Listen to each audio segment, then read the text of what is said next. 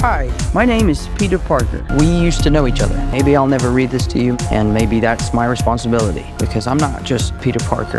I'm Spider-Man. The Spidey tracker app says that Spider-Man is in the direct vicinity. Oh yeah? No way, that's crazy.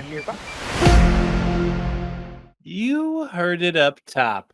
We are swinging back into one of the biggest franchises in film history. We'll talk about it. We'll see. Because we're talking the new entry, Spider-Man, Brand New Day, here on Normies Like Us with your hosts. I'm gonna say Colin Orang. I'll say Mikey Jane. Face it, Tiger, you hit the jackpot. Wow. And this is Jake Gray. Oh my god. Oh, Spoiler alert. Spoiler. Jacob, you can finally reveal on this podcast who you've been for the many That's right. years we've been recording. The worst kept secret in Hollywood. Yeah, spoilers for this movie, by Yeah. the way, if you haven't seen it, but yes. Of course, yes. Spoilers for this movie. Spoilers for the MCU. Well, right. Well, here's the thing. Like, there shouldn't Yeah. really be spoilers because, I have here a shoe that I will need to eat because I was saying no one's going to care about Spider-Man. It turns out everybody in the world cared about That's right. Spider-Man and is the number shit, one Mike. domestic release ever. So I will be You did eating say this it. shoe. Well, I think is it not second to Avengers Endgame? It passed when I Endgame last- domestically. Um, 560. Defeated it, Jacob. Or That's 660, a little whatever, yeah. kind of crazy, to be honest. Like that, I guess because this is our first Spider-Man movie in 5 years. It's been 5 years since Spider-Man: No Way Home. Believe it or not, 2021. Prime pandemic times. Yep. Yeah. And now we're back with Tom Holland. We've never been Zendaya. more back, it seems. We've never been more back. Yeah, the top 4 domestic weekends of all time are now Spider-Man: Brand New Day, Avengers: Endgame, Avengers: Infinity War, or actually Spider-Man: No Way Home, Avengers: Infinity War. So you have to go to number 5, which is Star Wars: The Force Awakens, before you get a non-Avengers or Spider-Man. No, and you got to So there you think, go. it all is thanks to John Barenthal, Tom Holland, and Zendaya, because they did it with the Odyssey. That had a huge opening. Like, that's going to crack $1 billion too, it seems like. Spider-Man's already knocking on the door after one weekend. No, I they're was the not biggest stars expecting in the this. world right now. Yeah, Yeah. I mean, I embarrassed to even admit this, but I thought previous to Supergirl coming out, I thought Supergirl was going to do something close to Spider-Man in terms of box office. I thought they were going to be comparable. No. Could not have been more wrong on that one. I'll say that. Yeah, and I could not have been more wrong on the lack of hype. Detective Pikachu is going to make more than Endgame. Did you hear? Right. Jake? That's right. There were people saying that Supergirl was going to make more than Spider-Man: Brand New Day. But look, we've talked about superhero fatigue, maybe Mhm. MCU fatigue a little bit, but I think there are some clear exceptions to that, and Spider-Man is the number one exception. I would also say it's Spider-Man, it's Batman, end of list. But no Spider-Man movie's ever going to bomb. No Batman movie's ever going to bomb. Mm. Can't even say it about this guy, Superman, because James Gunn's Superman Didn't even track. underperformed from what we wanted it to do. Can we use this opening segment instead of talking about our histories, because I'm fairly certain We've done episodes on Spider-Man's. Yeah, we're on like episode 500 of this podcast. How many of those have been on the character Spider-Man? Like, that seems ridiculous at this point. That's right. Can we instead anchor ourselves in MCU-ness? And I feel like I'm going to be leaning on you a lot, Jacob, as Mike has, given his finger to all of this for a while now. But I want to know, what were the projects before this, and if you guys have seen them. And then, am I correct in the thinking that this is the only MCU thing until Doomsday, which will then be the only MCU thing until Secret Wars? Like, they've really pared down. They've pared down, and considering, so last year, 2025, we had 3 MCU movies. We had Captain America: Brave New World, Thunderbolts, and Fantastic Four. Fantastic Four. Correct.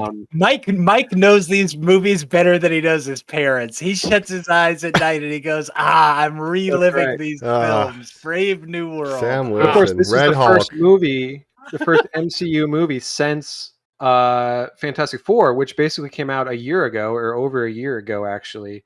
Wow. So even though they had 3 last year, first one in a year is this one, and then of course That's in insane. 5 months we'll get Doomsday.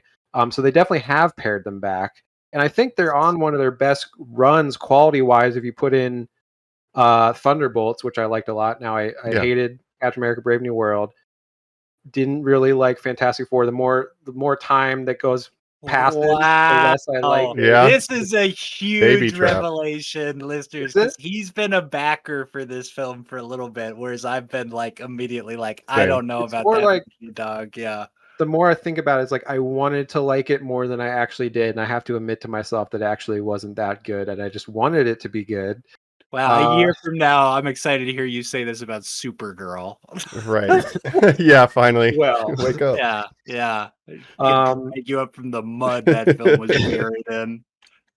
look, I said it was mid, but I loved it. Yeah. Fair. Yeah. Yeah. It's Just like, bad, I but it's love Venom actually 3. good. I believe an actual quote from you in that episode.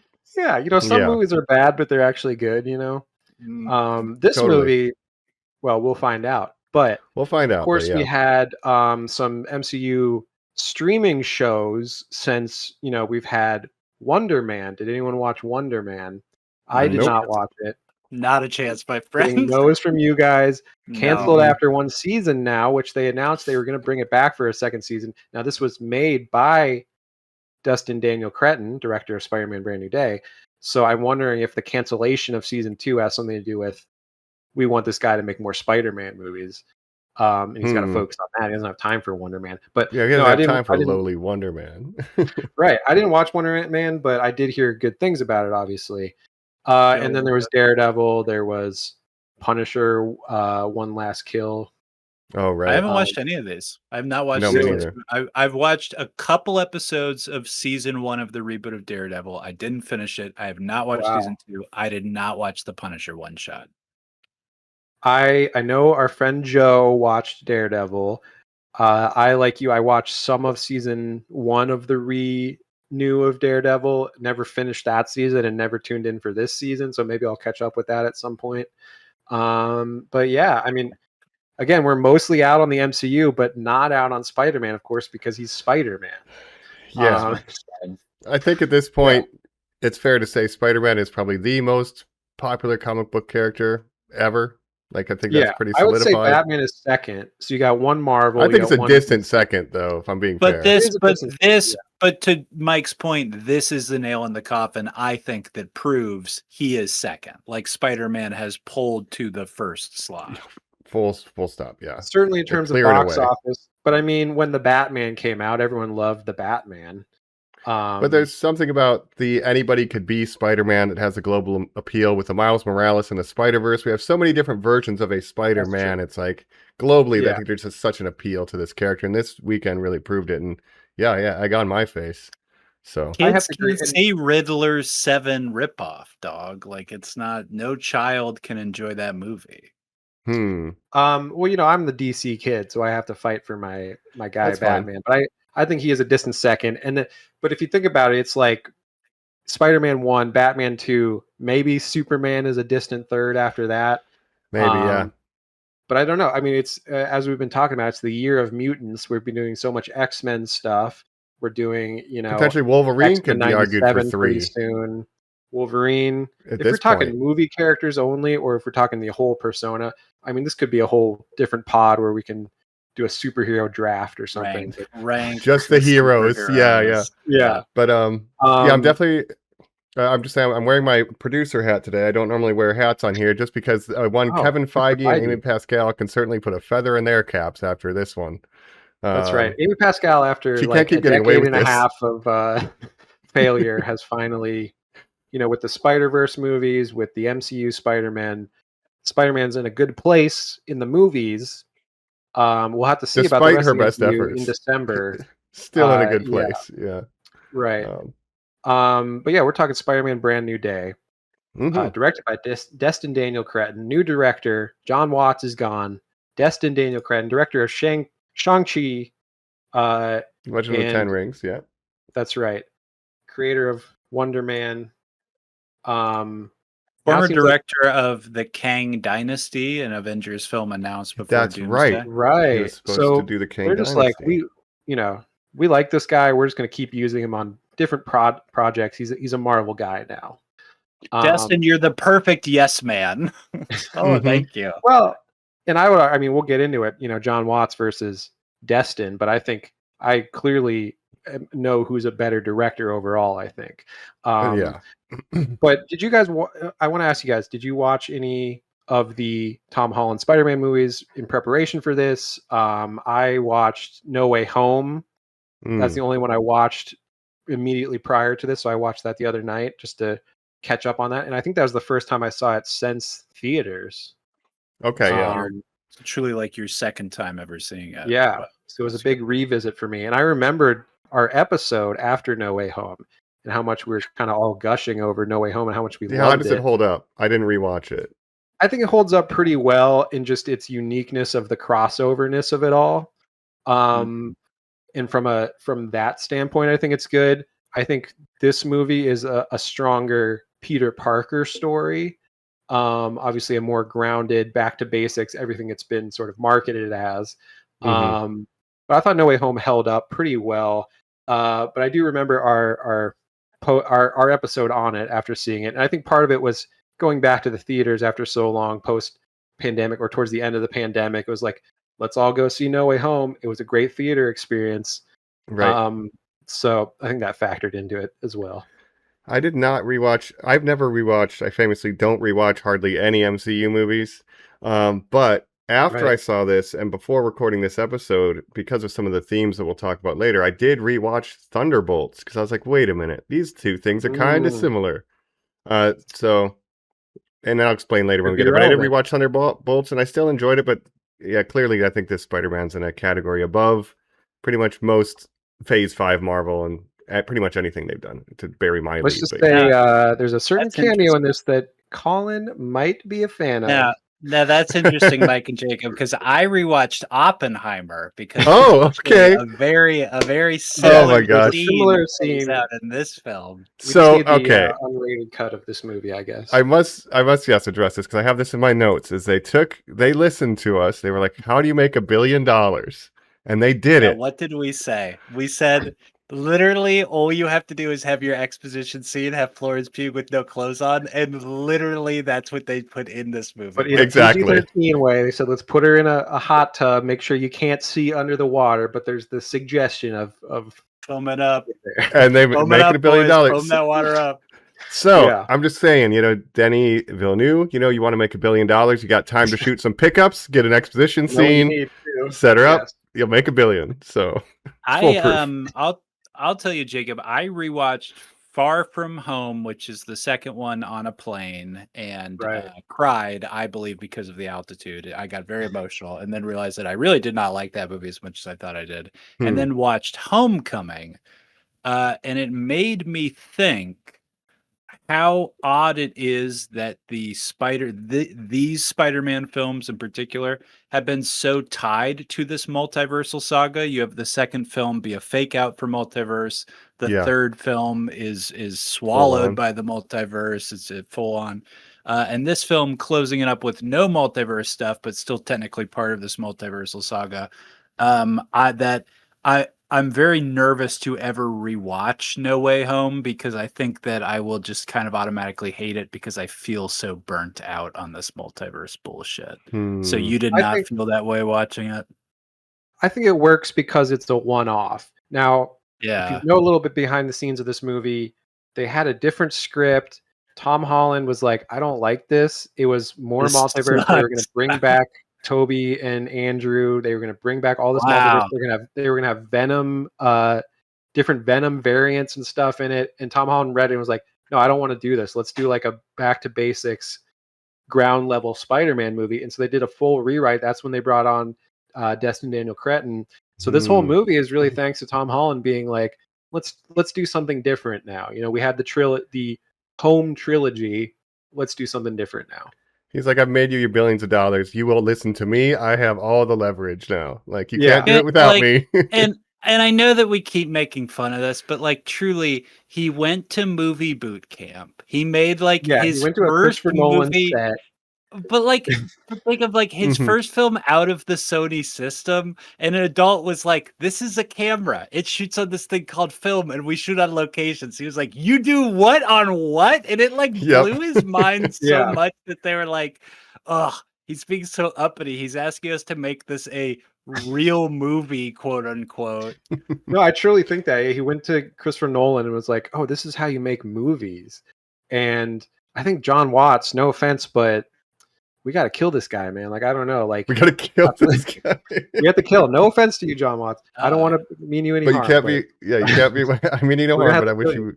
for what I you know did that with I asked Spider-Man for for so a long. mob to destroy you. 10 years to get to this, but yeah. I think, yeah. but again, Jacob, I think your anger is so misdirected at the wrong yes man, because I think it truly is just series of yes men who have been put in front of these things. And when the take was, what if it was Breakfast Club? But he said things like YOLO and he texted, and John Watts was the right guy to be like, okay, like if you think that's what your Spider-Man take is, then I can do that Spider-Man take. Yeah, and I think the thing is, I like all those movies. I like Homecoming. Far From Home is my least favorite MCU Spider-Man, but I still like things about it. But it's just the sense, like the way those movies looked, and there's a really damning thing where there's a still from No Way Home that's Flash Thompson like on a sidewalk, and then there's a still from Madam Web, and Madam Web looks so much better cinematography wise. What? Like, why does Madam Web How look better dare than No you? Way What Home? are you Wow. saying? You're speaking Whoa. nonsense, Did you hit your Jacob. head? I Like, won't let you a regular will street this scene in Madam witchcraft. Web was lit No. so much better than this No Way No, Home boo, scene. heresy. All right. But we'll get into But- where this shakes Yeah, we'll out get- as far as, I guess, the Spider-Man rankings once we get done with talking about this latest movie. But I say we should swing into it. You know, it's a brand new Swip. day here. Swip. With great podcast comes great responsibility. We're back here on Normies Like Us. We're swinging back in New York. We have amnesia. We're not positive if we've ever done a podcast on the character Spider-Man before, but boy, do we have a lot to say about him today. I know Yes, about indeed. Spider-Man, but I have no idea who Peter Parker is. I've never heard that name once. That's right. That name is in my not life? familiar to me. That means nothing to me. I know Yeah. That's the other thing is- Spider-Man. Correct. Rewatching No Way Home, I think it was good to do that before seeing this movie because again, it's been 5 years, and so much of the way this movie starts was directly, the consequences of the last movie. That actually it was good to get that refresher and be like, oh yeah, okay, so this is everything that happened in the last movie, yeah. and now I know where we're starting from. And where we're starting is then, if you want to recap for the audience, essentially he had to make the wish with Strange that everybody there would was forget Peter Parker to set things right, essentially. That's right. There's a magic spell, and everyone. And the funny thing to remember about No Way Home is that whole movie wouldn't have happened if he didn't try to do the spell with Strange in the first place. To try to basically is also that he could get into MIT, and him and MJ and Ned could all get into MIT, and then he starts messing with the spell. His one wish, Willow. Yeah, and it ends up with his Aunt May dying, of course, killed by Right. Willem Dafoe, Green Goblin, Mm-hmm. from Toby's universe, of course. And so now here we are, 4 years later, in universe, I guess. And yeah, Ned and MJ, he had to let them go. He had to let everyone he knows go. And he's back to basics, working as a street level Spider-Man. Ned and MJ have their own life. They don't remember him, and that's kind of where we're starting from here. Yeah, the Avengers don't know who he is anymore. Like, he's just kind of on his own, street level Spider-Man, which kind of people have been wanting for a long time. The friendly neighborhood, the street level in the neighborhood Spider-Man, which we haven't had, and that's was a big draw for this. Was that kind of premise and promise? And here's the thing: I think it at a certain point. And first of all, I will say I like this movie overall. I think it's probably the best Tom Holland Spider-Man movie. It kind of wants its cake and to eat it too, in a way where it's like, yeah, we're the grounded back to basics Spider-Man, but also we have a bunch of MCU connected universe stuff. We have Hulk, we have Punisher, we have obviously the introduction of, spoiler alert, Jean Grey. Who? introducing mutants into the MCU. Where have I heard that name before on this podcast? Who's Jean Grey? Which the timing of this is crazy, having just talked about, of course, X-Men: The Last Stand last week, Dark Phoenix stuff. So Summer of Mutants, truly, like you said, the year of the mutant. Right. We're riding that train all the way to the bank, baby. To your point, Jacob, for as much as this film is being framed in front of the camera as this is a rebirth, this is sort of a reimagining, could even be a kickoff of a new trilogy, but really we're, yes, reacting to things that have happened before narratively, but this is the stuff you've wanted to see. It's, gritty. It's him on his own. It's all this stuff. Behind the scenes, sad. I will point out. Yeah. We want Peter Parker to be sad. We want Peter Parker to be sad. This is what everybody wants. But behind the scenes, it is still the same creative decisions. It's Eric Somers and Chris McKenna, who have written the past 3 films, who have written an Ant-Man film, who wrote for Community, our beloved movie, who wrote for our TV show, who wrote those Jumanji movies. I mean, are very much in the Sony thing.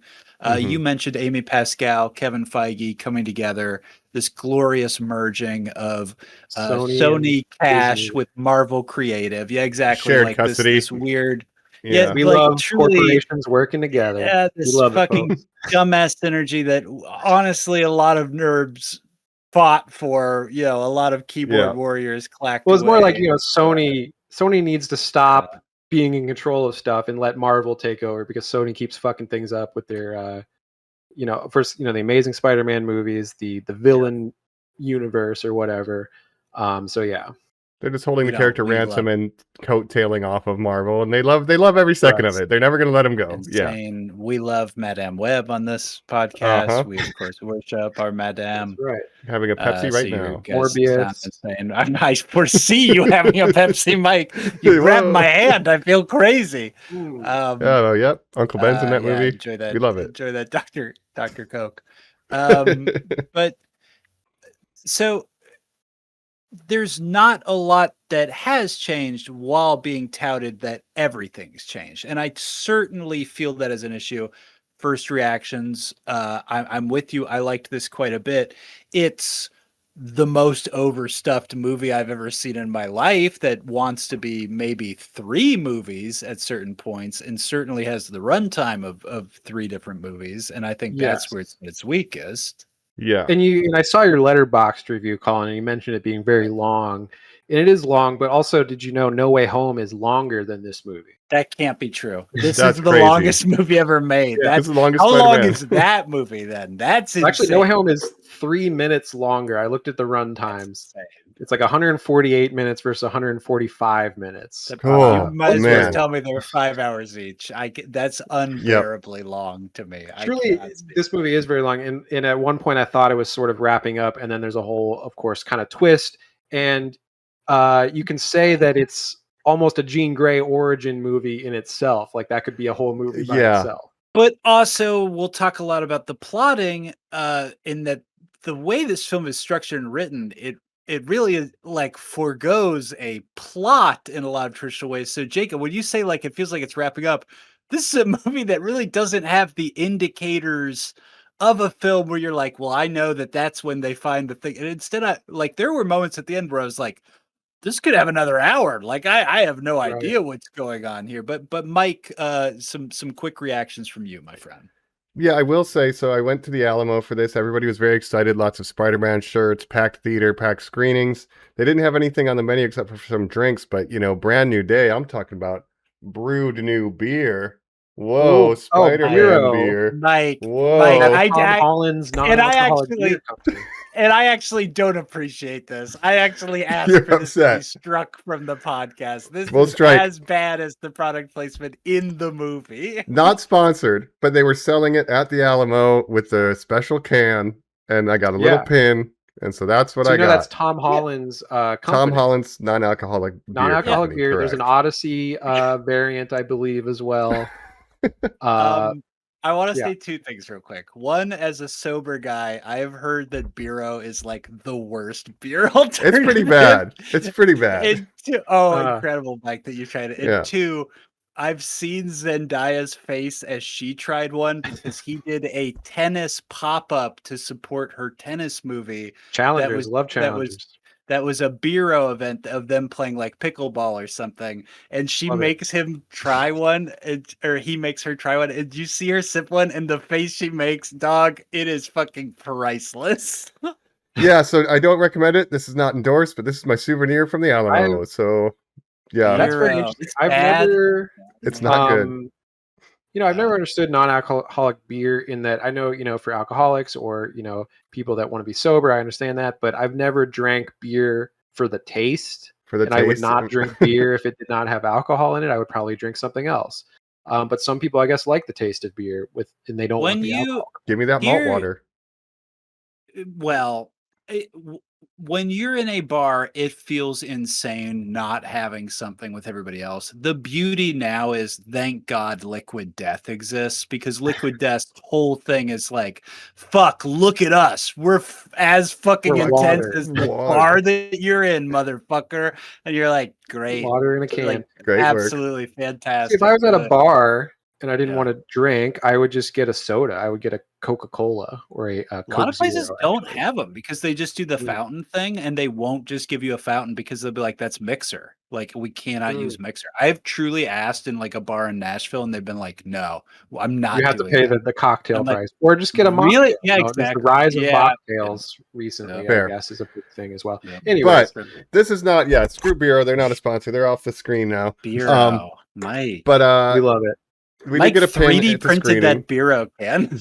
Yeah, I manifested it. Well, Peter Parker has a pretty good 3D printer in this movie, but my initial reactions were, I just wrote, I liked it, I didn't love it, and it's some of the things like Colin was saying. It's long, and like I miss when a Spider-Man movie could be a Spider-Man movie and not also have the Hulk and an That's the X-Man. thing, yeah. But there are things in it wants where to there's be both. there's one guest character I really, really do like. So it's like, maybe I'm a hypocrite. Mm. But overall, I liked it a lot. I think it's the best looking MCU Spider-Man movie. I think it has great choreography. I just think the plot has, spare the turn of phrase, too many threads that it's trying to weave together. And it doesn't always hit every one of them. But it looks great. I think it's Tom Holland's best performance as Peter Parker. And the action set pieces, of which there are numerous, are really a lot of fun. And his chemistry with Frank Castle is maybe my favorite thing in the movie. Having never watched a Punisher thing with John Bernthal in my life, I don't know if that's accurate. Hey, or not, let me tell you something, Mike. Let me tell you something about Spider-Man. Yeah. Yeah. You throw a fork at me, Frank? Let me tell you something. I agree What happened with you. in I think it's Syracuse? Is that where do they keep bringing up? Ithaca. Oh, yeah. Sparta. Well, Menelaus is the king of you Sparta. saved my ass in Troy. Again. When you came to my island looking for your dad. I agree with you. It is the best, by far the best looking MCU Spider-Man movie. It's the best. It's my favorite spider suit in an MCU Spider movie. 100%. Yes, it's my favorite Tom Holland performance. I thought he was pretty good in No Way Home too, actually. Like I think I've always liked him as Spider-Man. I know we kind of bashed him a lot in our Odyssey episode as maybe one of the weakest links in the cast of Odyssey. But that was his first movie, so you got to cut him a break.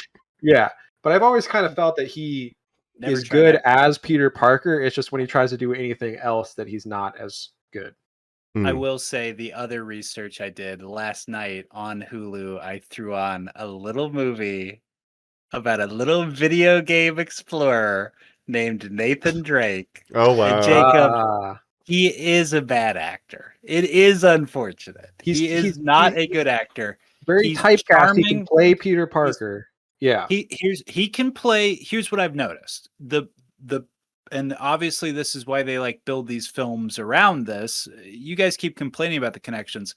Every film has had the Iron Man in Homecoming, Nick Fury and number 2, like all these, they always, the relationship with Happy Hogan, John Favreau, right? They know that the power of Tom is as a straight man, little boy, to a bombastic A-list actor.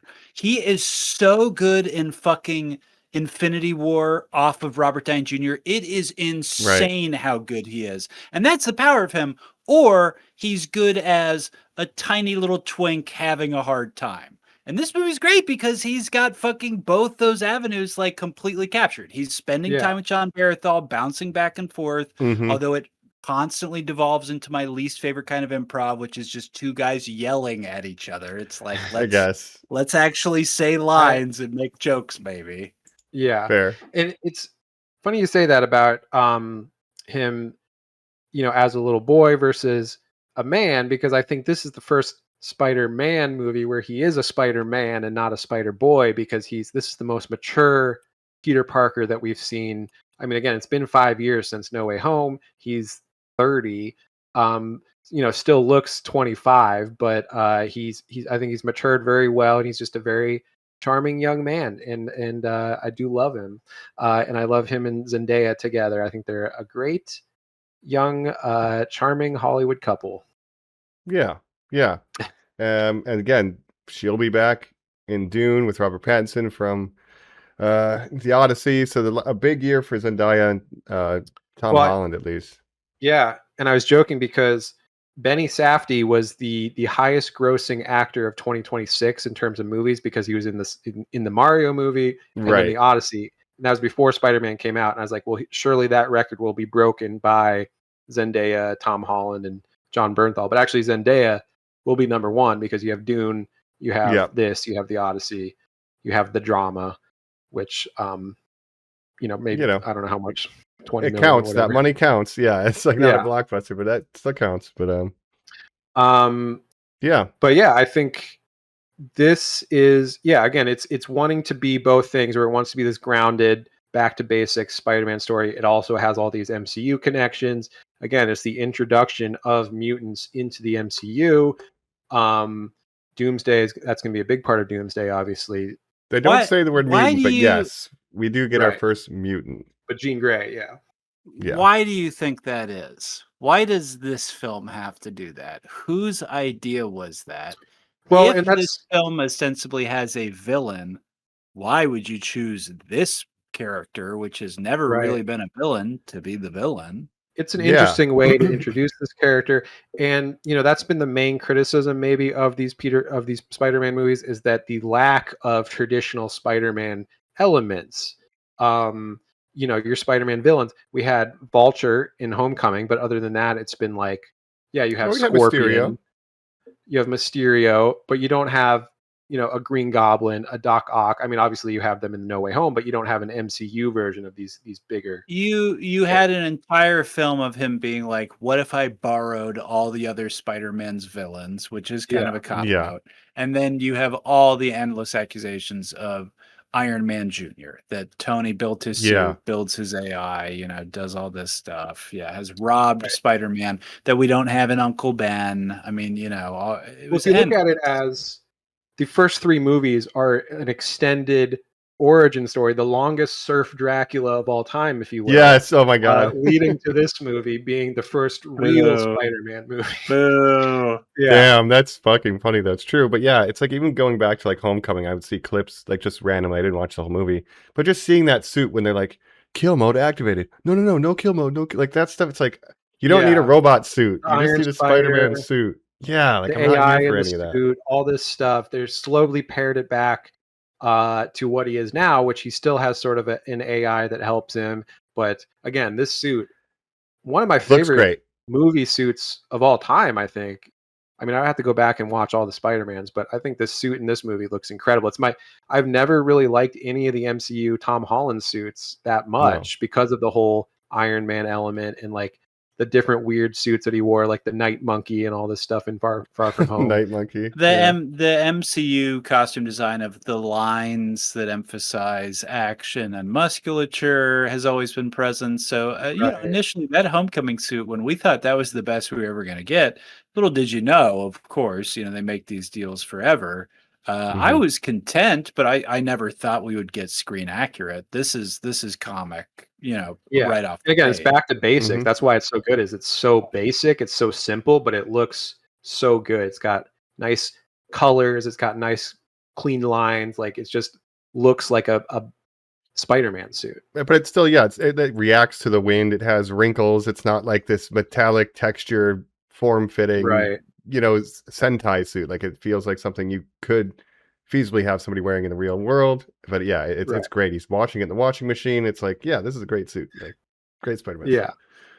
But yeah, Jean Grey, the Yeah, villain let's of talk this about Jean movie. Grey. How do we feel about her use, full spoiler, because she's our big villain. Like, this is the youngest portrayal of the character, and I wasn't sure how they were going to do this, or that I've ever seen, but do this villain angle for Jean Grey. I don't even know how old she's supposed to be in this. I assume a little bit younger than Spider-Man, but how did this Yeah, angle work and for you guys? I wonder if she is, because I thought, she is kind of young to play Jean Grey, but I also think, was Sophie Turner younger when she first played Jean Huh. Grey? I'd have to look that up because I think they might be pretty similar. But yeah, it's an interesting way to introduce the character. Again, it's sort of a villain, but again, sort of maybe by the end of it, an anti-hero or a redeemed villain. It's a little more complicated than just being a villain, although she does some bad stuff in this movie that she doesn't really ever have to answer for in terms of consequences.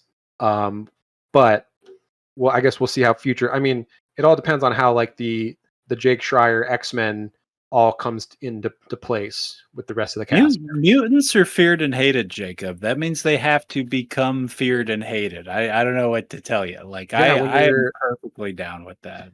but when you're illegally entering people's minds without consent and controlling them and stuff, it gets into some ethical dilemmas Yeah, that she doesn't really have to great. answer for. Absolutely. Yeah, but Great. Set also all this up.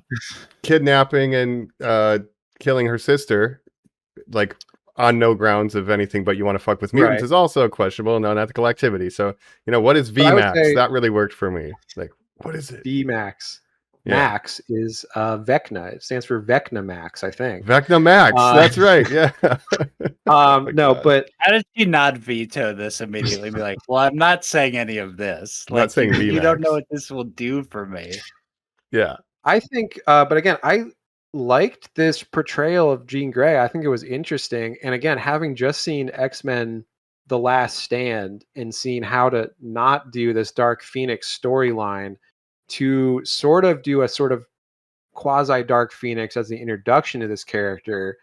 And this is so much better than The Last Stand did it already. So, Well, this is kind of like the second film for the Jean Grey character, though, isn't it? For Sadie Sink, because wasn't The Whale a biopic about the X-Men character, the Blob? Oh, Jesus. What did yeah, you and the call Blob me? had a daughter that was Jean Grey. You're beautiful. All the X-Men are beautiful.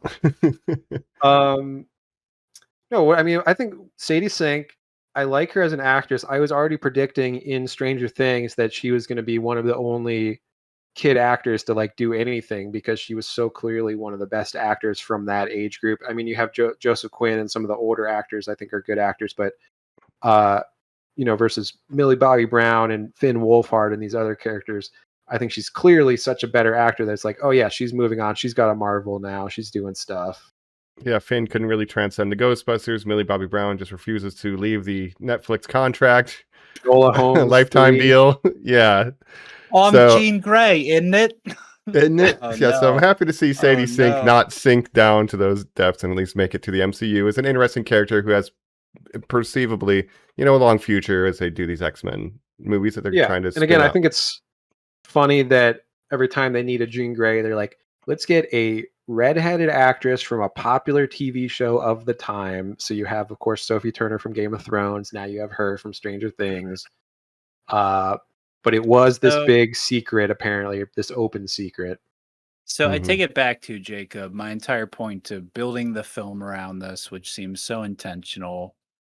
Where do you find that intention? Where do you find that leading? And specifically, you just said it's the big surprise. They're they intentionally are, like they're misdirecting, but they cast a redhead and they want the conversation, the whole press tour to be, who is Sadie Sink's character? Who is Sadie Sink's character? Again, why? Why do that? Why I don't know. make I it think it dates secret? back to like No Way Home because they wanted to replicate like, oh, we're gonna have Tobey Maguire and Andrew Garfield. It's gonna be a big surprise. Even though a lot of people already knew that, of course, because it was leaked and everything. But they wanted some kind of big twist reveal of like who this character is. But it's not in the movie treated as some kind of twist because I mean, it's a mystery of who her identity is at first, but when Peter Parker finds out, he's like, oh, her name is Jean Grey. I have no idea who that is or Who what this that is. name means. So it's not Right. really a Is mystery. Yeah. is the only moves marketing executives have left Matt Damon and Tom Holland doing, dumbass games with Jimmy Kimmel and, making viral fucking clips. Yeah. Mhm. But as Hot far as ones. Yeah. the film itself selling itself is usually, can you believe that death? Can you believe that moment? Who is that person playing? Like, is that Yes. kind of really the only cards they still That's have the to MCU play, strategy. really? Basically, And I mean, it yeah. works so well with No Way Home. It works. I mean, that's what they're trying to do with Doom. Oh, who is it? It's Robert Downey Jr. What Whoa. the fuck? Yeah. I guess so. What if I died after that happened in theaters and you guys had to be like, I guess he was scared that it was RDJ? Yeah. Doing an accent. Yeah. You will not know what is coming for you. Yes. But again, it reminds you know what it Is reminds me Dracula? of? Victor Von Downey The Jean Jr. Grey thing. It reminds me of Star Trek when they had Benedict Cumberbatch. They're like, he's not playing Khan. He's playing a different And guy. He's not Khan. again- When the movie came out, he's Khan. Oh, what a surprise! Oh, What was that word, Jacob, other Nothing, than the yeah. conversation? Right. That's to get people to go see it.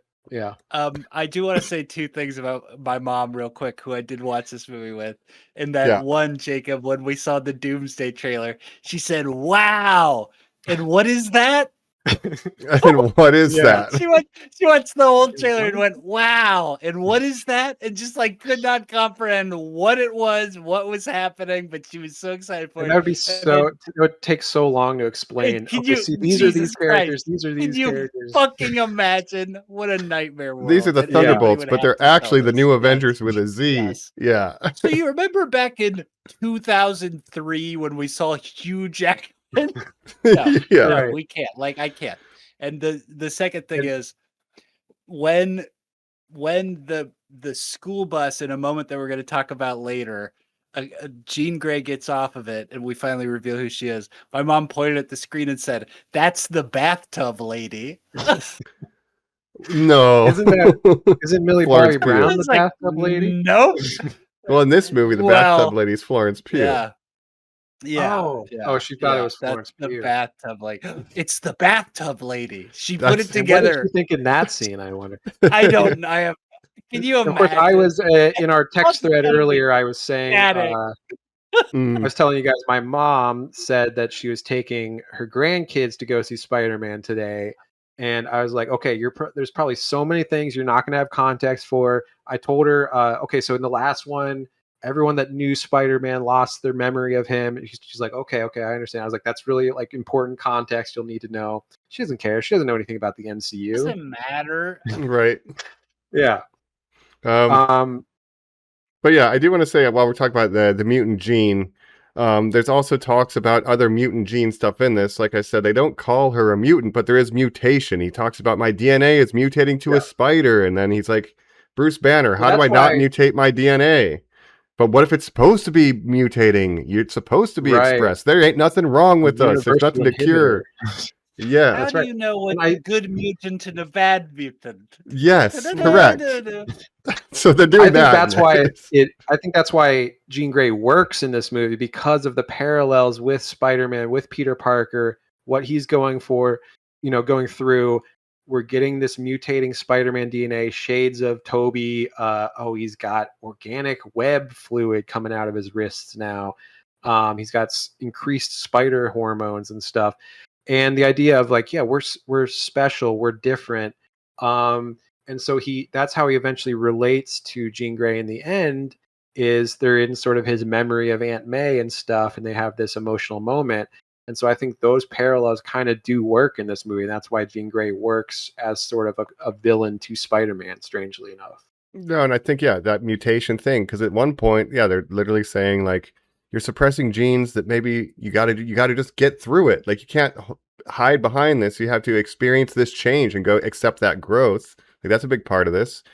And so then I'm thinking, well, he invented the inhibitor. Is that like he already made the mutant cure? Like that's going to be a problem down the line, or kind of is a problem in this. Well, it's like we already have a mutant multiple cure. characters are like, my God, what have you done? To the fact that he like solves it so quickly, they're like, how could you do that? And he's like, didn't I just cure cancer? He's like, what's the? Well, it is funny that Bruce Right. Banner made this inhibitor for himself, and then he's like, but couldn't you just make it like a universal inhibitor?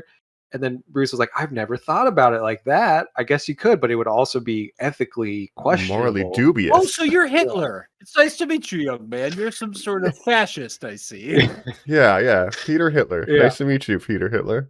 But it's so that's getting into the question of like in The Last Stand, Professor Xavier wanting to control Jean Grey and putting these like safeguards in her mind and her rejecting that. But it's a question of like, did he kind of need to do that because she was so powerful without it that he was kind of proven right in The Last Stand because she was like killing people and stuff. Listeners, this guy loves The Last Stand.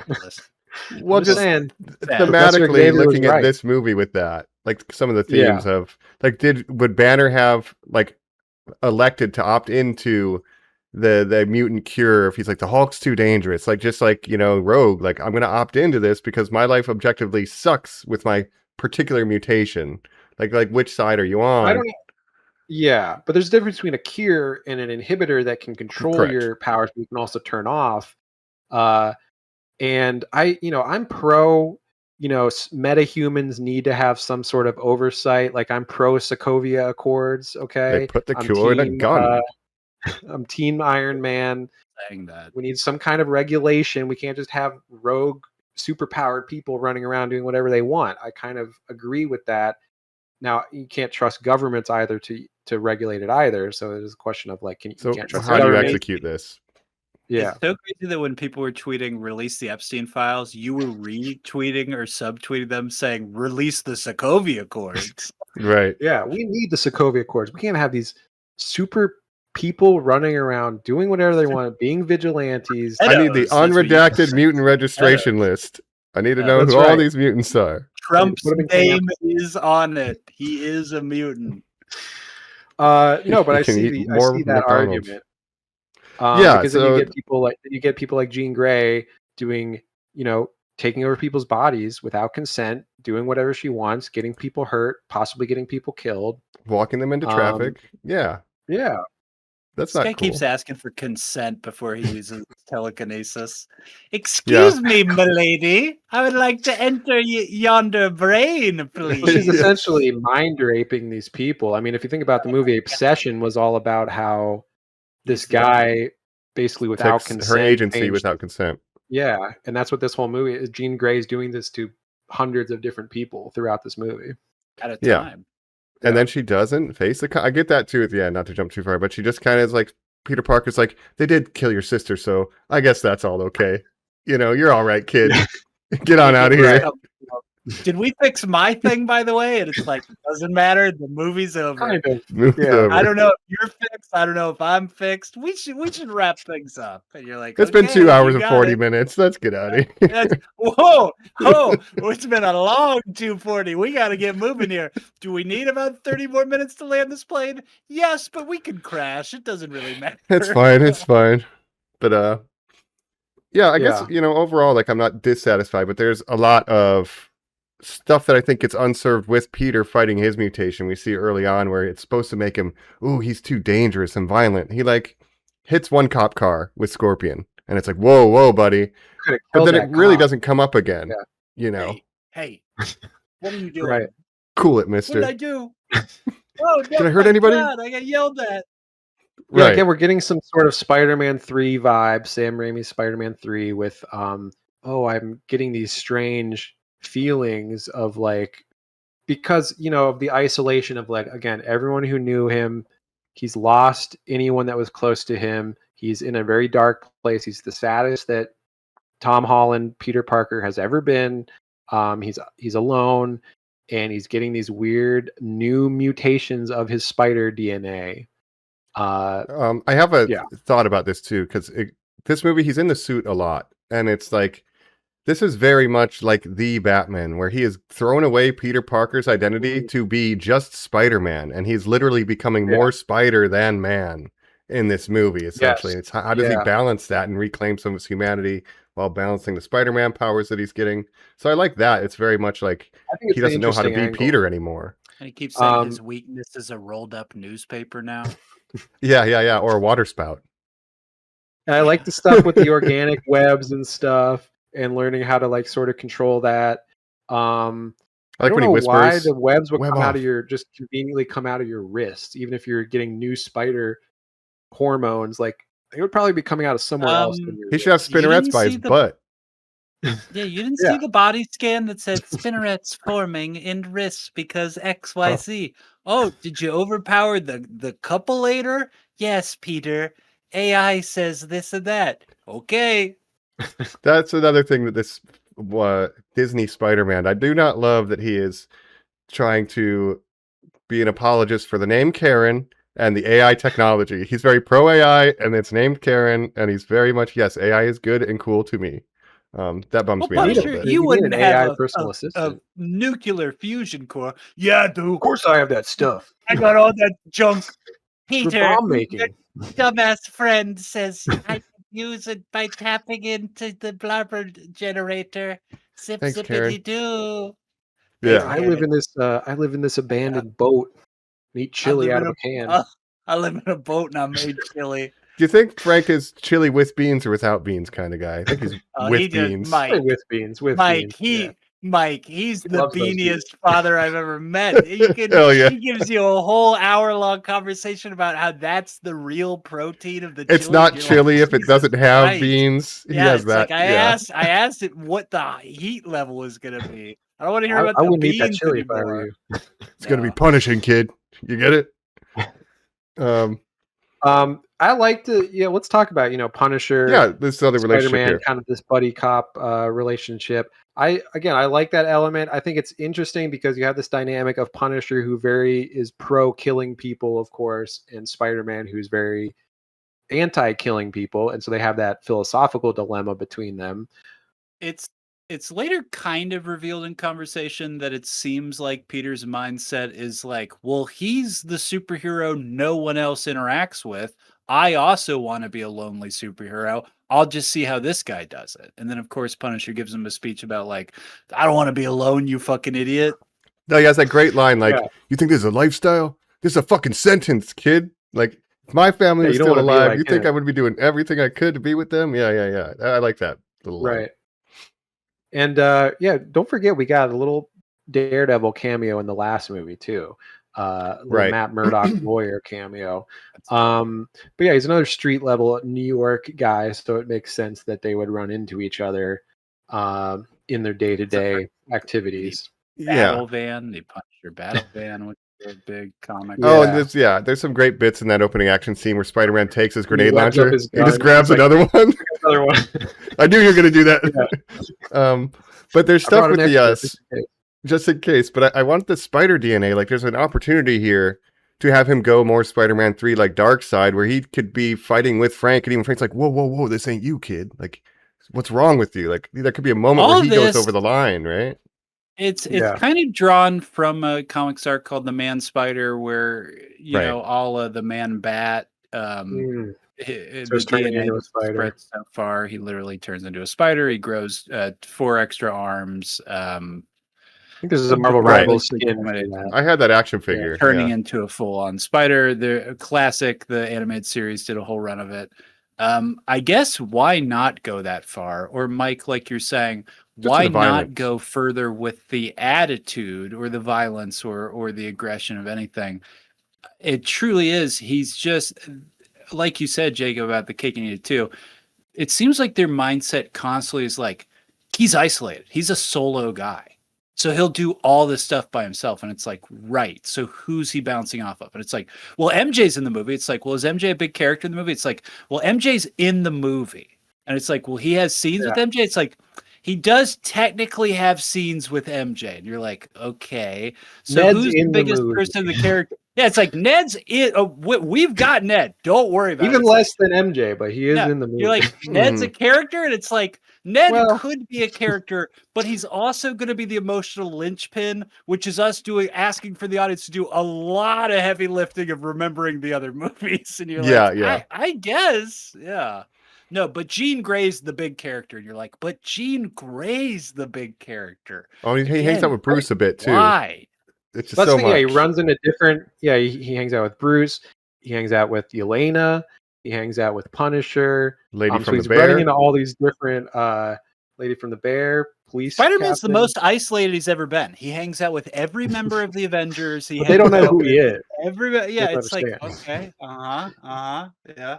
I will give this movie credit though. Like what I liked the most about it is it did feel like watching an episode of the animated series where the Punisher would just show up and be like, "You can't be doing this, Frank," and he'd be like, "Fuck you, I'm the Punisher." Like it felt like, oh, all these weird characters coming in and out. That was like a cartoon. The way that they originally pitched the MCU, where they're like, characters will come and go, it'll feel like whatever. This is that, Mike. Like to its credit, these Spider-Man movies have always been a character swings in and goes like, "Peter, can you believe it?" Doctor Strange in No Way Home. Hey, I live in New York. Of course, I'm here. At one point, he screams out to the Hulk, whose hands he is holding in this. He says, "You know me. It's Peter. We were best friends." Has he and Bruce Banner had a single scene in any other movie across the MCU? Not that I can remember. I don't know, but that they would be friends. They both like science and stuff. Jacob, a lot of this movie hinges on you being like, I think they would be. I think I would believe that what this. A lot of stuff's happening off screen. You have to understand that. Like they have relationships off screen. They were in the Avengers together. That's right. They went and got shawarma at some point, probably. They must have. They must have. It's like this film begs you to say they must have.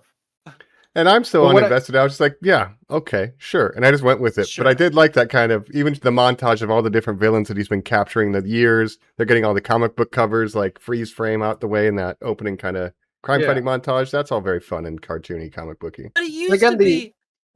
You used to be excited as a comic book fan because they would choose, it would be the fucking Batman and Robin thing where it's like Poison Ivy's the villain. You choose another villain to be the heavy. It's Bane. Bane's not going to be done well in this movie, but Bane's there. This movie does the montage, Mike, where I can't get excited for any of those characters. Scorpion's not the heavy in this movie. They want him to be the hand, quote unquote. Cool. The Hulk's the heavy, and Jacob. We literally have a character that's like, and of course, you know my ninja bodyguards, which is maybe the most insane scene in a pretty insane movie. But it's sort of foreshadowing because they do come back in the big third act fight scene. And of course, damage control is a big part of this movie, and we'll talk about that. Damage control is the villain, quote unquote. Yes. Right. I mean, Tremel Tillman, I mean, again, one of the least unexpected sort of reveals of like, oh, this Tremel Tillman guy is a bad guy. Oh, who could have saw that coming? I'm Mr. Normal. The thing Mr. that everyone Milichek. knows about me is don't worry about this shady government organization. To have my card, I work for Normal Industries, where we take all this tech, use it for our own purposes. Yes, use it for good. Good. You're a friend of Normal. I did like seeing the hands. You're naive to see that. Yeah. Oh yeah, he's the ultimate most naive one. He's been tricked by Mysterio, still didn't learn his lesson. He's been tricked by the Green Goblin, still didn't learn his lesson. Yeah. When will he learn? Yeah. The youth is truly wasted on the young. But the hand, reminded me of the Foot Clan. I forgot that that's where they came from. I was like, oh yes, Ninja Turtles, the hand. This was what they were originated. Tremel Tillman introduces himself as the Shredder, and the Shredder. Like, I am the Shredder. This is the Foot Clan. This is my Foot Clan. We had damage control in Homecoming, of course. Correct. And like that's been established, post Avengers. Like they cleaned up New York City after the alien attack. They took all the alien tech and stuff. So we've known about damage control as an entity for a while. I believe they are also the villains of Wonder Man and season 2 of Born Again, maybe. Oh, interesting. Because I think they were. See, if you already know they're villains from those things, then it kind of again ruins the twist, which isn't hard to guess in this movie. And then also Um, the fact that yeah. like the big third act fight, like you said, Jacob, when I saw this in the trailer, it felt like, oh, this is the middle of the movie. This is like he fights this big group of random no-name gangsters, and then we'll have a big fight with a big bad at the end. But the finale Right. truly was fighting Jean, jumping into all their bodies, I presume, fighting him Yeah. as one entity. But it really But wasn't that's as why I singular like punch up. The It was a the different Hulk idea. in this movie. Because when you say Because the Hulk is technically in this the movie, ninjas. Yeah. the Well, Hulk that's what is it called in a this hand, yeah, but movie, yeah. and obviously Jean is controlling him at one point, and you get some of the best Hulk action that we've had in a movie as well, because he looks great in this movie. There's some cool action stuff with him, and it makes sense that he would be used in this way where Jean can control anyone. Why would she not want to control the Hulk to break into this building and stuff and then fight Superman? And I like that Spider-Man. action scene. I like Frank showing up, just yelling as loud as he can, firing his gun into the Hulk, doing literally nothing. And then when Spider-Man's like, Stop look, shooting him. you go find her, I'll go after the Hulk. It's like, yeah, actually, I don't want to fight the Hulk. That's a good idea. Like, I don't want to be Yeah. around this guy. Yes. I gotta go. Then he's Yep. possessed and he goes, bye, Peter. Oh, and then she's like, this guy's Oh, good got luck with that. problems. Yeah, he's being very cunty, yeah. Yeah. Yeah. But it's interesting because, you know, the Hulk has been established through so many movies, and he's dealt with the big guy in so many times and like different levels of control. Do you remember in She-Hulk they introduced that he had a son? I'm not supposed to. The Lord actually says in the Bible, in the good book, says that we're not supposed to speak those words out loud anymore, Jacob. So you gotta go ahead and Remember retire She-Hulk? saying that. God, dude. No. Tatiana Maslany. No. He's got a sick haircut, I remember. They There's just introduced so many it, threads that he we've has been a don't son care who's about. also a Hulk guy, and Scar. not mentioned once in this movie. Yeah. And here's his arm thing. And the trailers really built up that this was going to be the big two-hander of the movie, when obviously the Punisher is, but also again isn't, because again they really truly want to commit to this solo thing. Yeah. Yeah. Punisher's just there because also MJ was like, "Oh, you don't want to go like help him out?" He's like, "Oh, I guess I should take my guns." Yeah. chili while I'm gone. Yeah, don't eat my chili. He's basically just Mr. T from the A-Team in this. He's just like a big galoot who just says Yeah. like, word to the wise, you better listen to me now. And you're like, oh Mhm. shit, But the then he Punisher's gets in the laying way down. more than he helps, like Right. half the time. In that, even in the big third act, the thing that eventually hurts Spider-Man the most is that he accidentally shoots Spider-Man with a sniper rifle. Yeah, they redo the cover of the famous Killing of Spider-Man, where he is shot Oh. by a sniper rifle by the Punisher, and they have him holding his body, you know, in the doorway. Why do they do this? Why is this how this again? This just feels like this movie's like, I guess the third act was he fights the ninjas, and you're like, that's it? And it's like, well, we do have a lot to resolve. How do we resolve all that stuff? Well, he could be having a bad dream and then just get shot. And you're like, where does he get shot? It's like, yeah, like we're not gonna get into any of that. Like, don't Well, they worry need about any of some- that. They need some way for like, oh, he needs to get hurt really bad somehow, and we're wrapping things up with Jean. What if Punisher is like, I got to do my own thing and shoot Jean Grey because that's my philosophy of we just got to take her down. Well, like when you look at the threat level, she has like a couple kilometers or whatever around the center of this prison of people just frozen, presumably like they're gonna die. So Frank's like, needs the medi kid, lock and load, right? Right. Now we don't have time for you to resolve producers- her emotional Peacefully. issues. But if you're the producers, you're like, wow, that's a great story to end this on. You guys are really going to develop the like philosophies of like life versus death, of like Spider-Man preserving life versus Punisher taking life, right? They're like, oh yeah. No, we'll definitely bake all that in the screenplay the whole time. Yeah. Oh no, we forgot. It's What in two if he just woke throwaway up in a lines. hospital bed, and then Punisher pretending to be him so he could sneak away.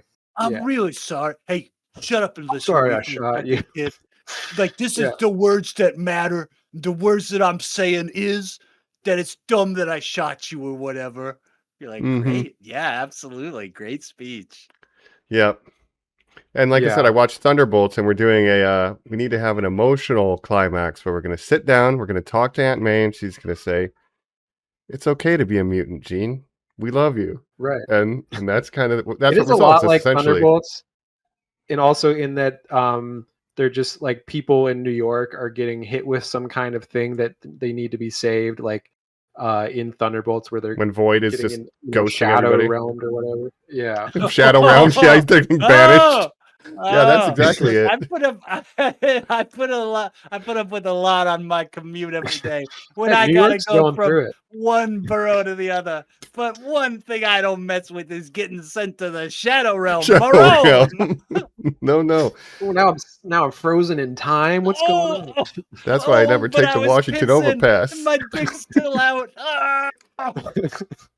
I saw that meme was like on TikTok going around where it's like when you're in New York near the Jean Grey incident and somebody's like about to take a shit and then like they get frozen like as soon as they're about to sit down.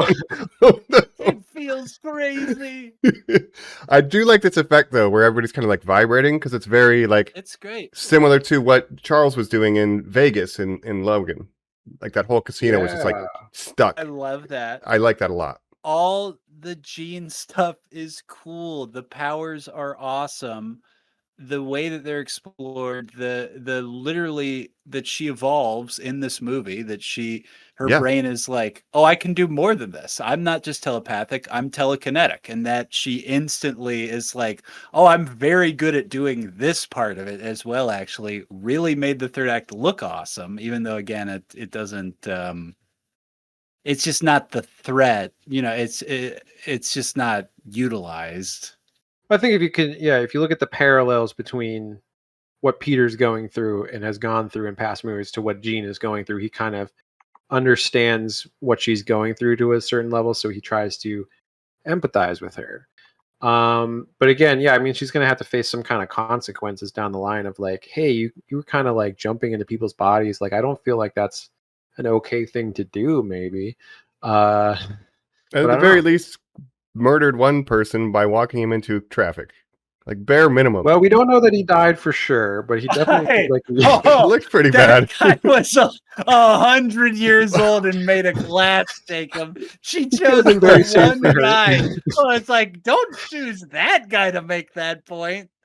And that moment is really weird because Spider-Man also doesn't seem that concerned about it. He's like, I gotta go save MJ. I'm just gonna that guy just walked into traffic, but I don't have time to deal with that. Spidey, I'm paralyzed. Sorry, I gotta go save my girlfriend. Who doesn't I did like the physicality of how they didn't do like any stupid special effect. It was just somebody going, what? Like now I'm possessed. It was just like the body movements. It is a cool effect of how she jumps between the people. Dancers. You have and he's to. trying to track who she is and just try to different catch people her.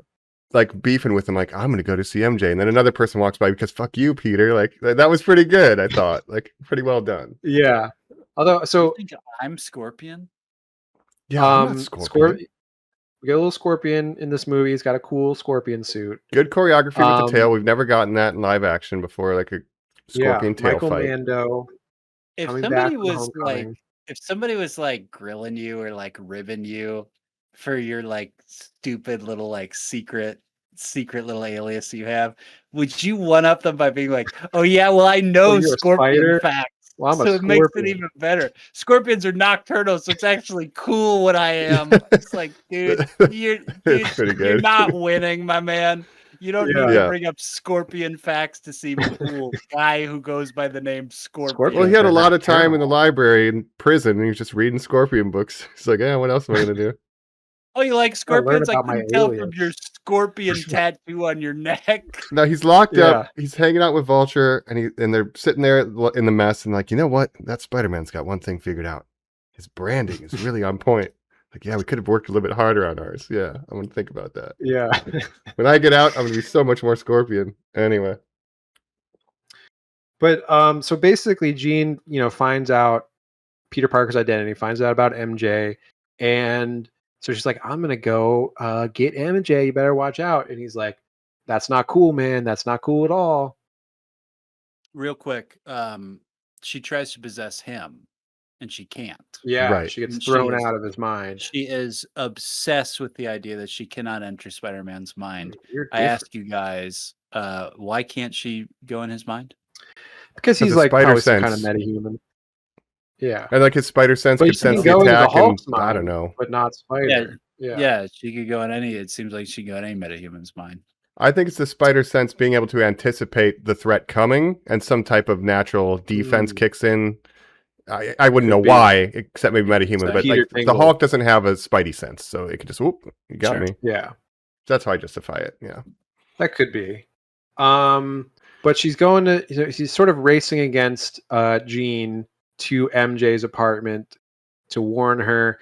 Now, this is interesting because, of course, he kind of traps her in a helicopter. He finds out that her jump radius is 33 feet. He traps her in a helicopter. He's like, "There's no one in 33 feet. You're kind of stuck here now." But then there's this whole twist, of course, with spoiler alert. He saves MJ, but then it's revealed that she was controlling MJ. But how did she get out of that helicopter situation? I still didn't understand that. Someone must have come in the radius. No, because the sister brings it up and says, no matter where you are, when you release, you always go back to neutral.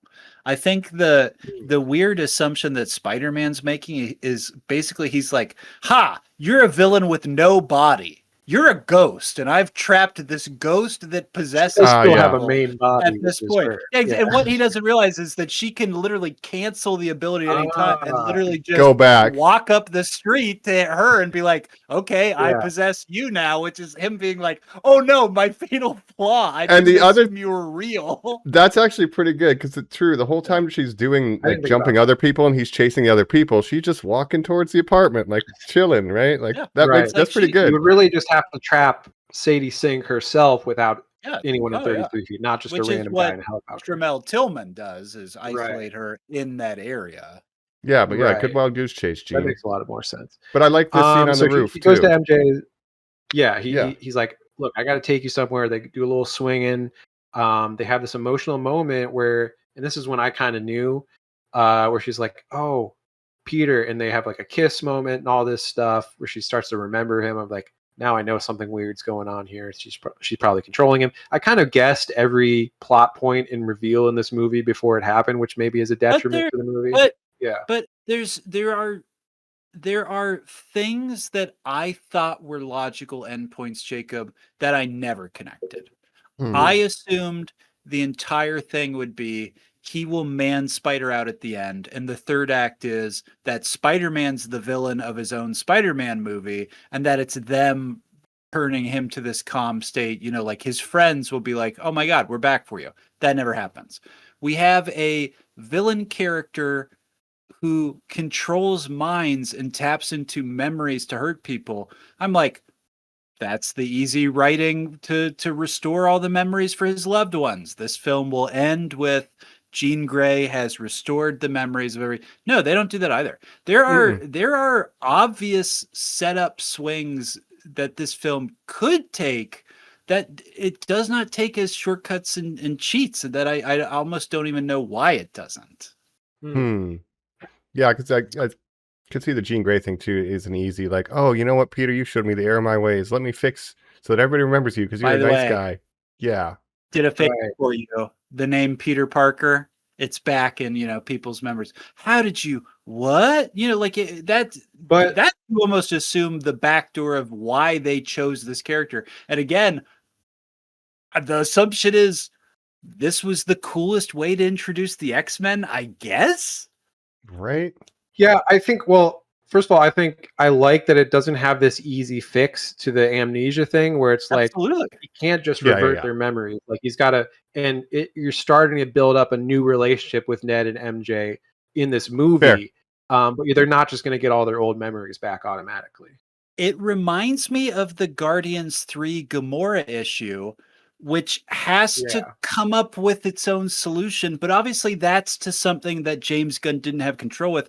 As I pointed out, Chris McKenna, Eric Somers have written all these Spider-Man movies, and it's them being like, and now we're set up to perfectly have the memories back. And we don't do that because he actually has to learn this lesson. And you're actually very impressed that they choose to go that route than the easy route. Yeah. And also that they commit to this idea of like, it's been 4 years without them. Like Ned and MJ went to MIT. They had this whole life outside of Peter, and he had to just see that from a distance for 4 years. And how much that must have like broken him, where he's just totally alone. his girlfriend is dating Ezra Bridger. Ezra Bridger. The one scene Zendaya does have in this movie, the letter reveal, Yeah. where she goes like, Did you want me to find this? Did you want me to find this? And this is a spell. This is like a magic spell. And he has to be like, yes. And like, So like a all that stuff. wizard. Like, yeah. Yeah. She's like, right. And so like, what did you think? You know, and she really has to be like, but you see how all that would never add up to this. And he has to be like, right. Yeah. Well, I'm wondering because Mhm. they forget who Spider-Man is. They forget who Peter Parker is. But do they forget all the events of like No Way Home and stuff where they met Doctor Strange and Ned realized he has some kind of power, magic power where he can make the portals with the ring and everything? Did he remember Doctor Strange? Meeting Doctor Strange? Yeah. Right. I don't know. That's a good question. I don't know. Because they do mention that, like, yeah, Spider-Man's just been saving us our whole lives. Like in high school, like 2 or 3 times Washington he saved Monument. us. Yeah, so they remember Europe. Spider-Man saving them. They just don't know Peter. Right. Yeah. But yeah, that's the greatest. Like one of the best scenes. Those, yeah, when she says to him, like, that girl that you wrote this letter to, like, this is really great, but like, I don't know you. Like I don't love you, dude. Like, I don't know who you are. And that was really it doesn't just heartbreaking. instantly reactivate her memory. Yeah. Yeah. The best scene in this movie is when the three of them hang out when he's in the Spider-Man outfit. And they just build Legos together and you get to just see them be kind and she's doing the drawing.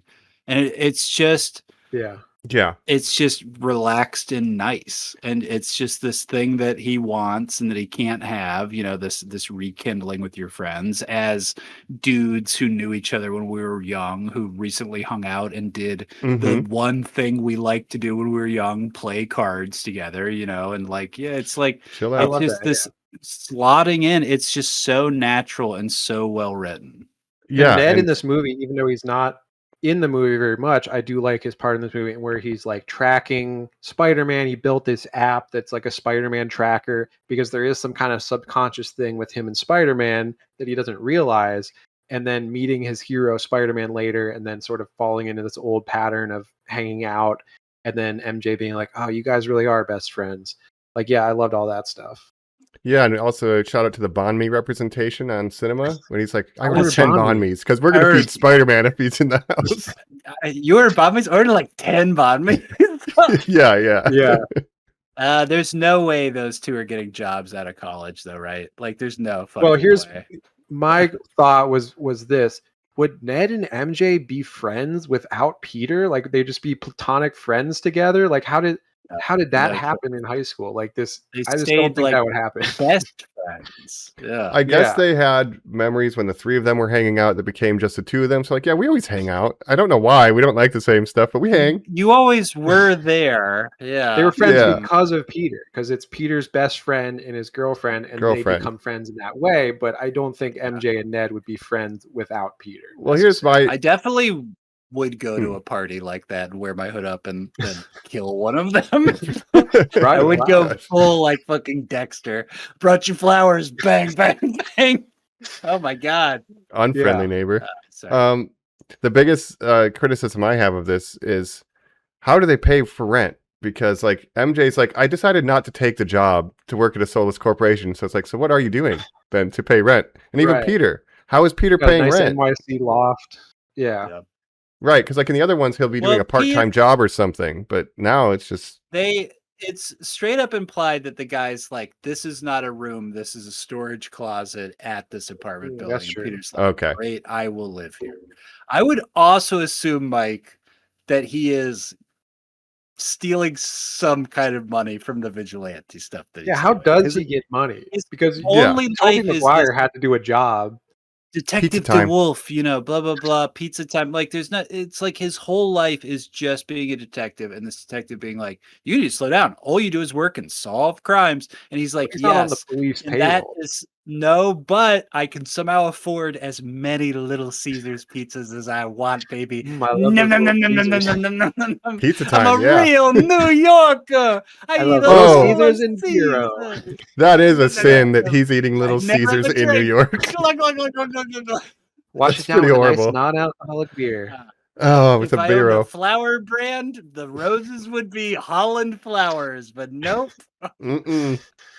But yeah, I guess like that's like the one thing is like you don't see Peter working his job and oh now I got to go fight a villain. Like they're gonna cut my hours. I'm gonna cut my pay. Oh, what do I do? But I guess they wanted to keep him just like I'm just Spider-Man. I have nothing outside of this. Like so I get it, but it is just kind of a like an anecdotal. Where are you getting your money? Did Iron Man leave Spider-Man $1 bajillion in like a wire account or something? Who knows? Happy Hogan. I mean, Aunt May left his aunt ran a fucking nonprofit. I don't know. That must have gone somewhere, right? But not to Peter because Peter doesn't exist. So Aunt May had no next But of he kin. but he couldn't have access to those accounts somehow. I guess. Yeah, I don't know. He's got the PIN number maybe or something at least, right? So it's just you know, and this is getting nitpicky, but I was like, yeah, what's Peter's income situation? I think about that every day in real life.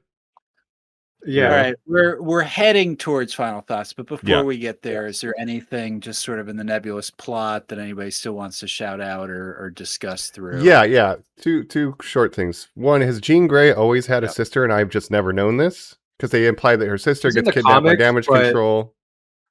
It's not always a big part of her story, but that Sarah Gray is a character from the comics originally, but I don't even think she was a telepath. She's just a normal person in the comics. Typically, Jean is the older sibling, and Sarah dies in the car crash that Jean causes with her parents. I don't believe it's ever been stated that she's a mutant, but having her be the older sister who's like, yo, here's this thing that we do. Did you know our only power is that we can body hop? Here's what that's like. It's like, that's yo, girl, you idiot. We can do a shit ton of stuff, you moron. You're the Dark Phoenix. Yeah, I'm the Phoenix. You can make an old bald man dissipate into dust. You can blip him. You can erase a human being if you wish. Yeah. You can raise a whole island full of them. Yeah, don't test me, Bill Metzger. I like the by the way, the Bruce Banner bit when he's in class and they're like, all right, you can ask me an Avengers question. He's like, if Thanos was so concerned about overpopulation, why didn't he just make more food? Oh yeah, Corey, what's my answer? Hulk smash! All right, let's hear it for Corey, guys. Come on, me. I'm your Corey. Guy. I snapped everybody back into existence. I'm basically a god, but I now teach at a community college. You know, just the fact that Dr. Banner would be this celebrity and everyone's attending his class because he's the Hulk, and they just want to ask him Hulk questions. He's like, "Look, I'm trying to teach you some physics here." But all right.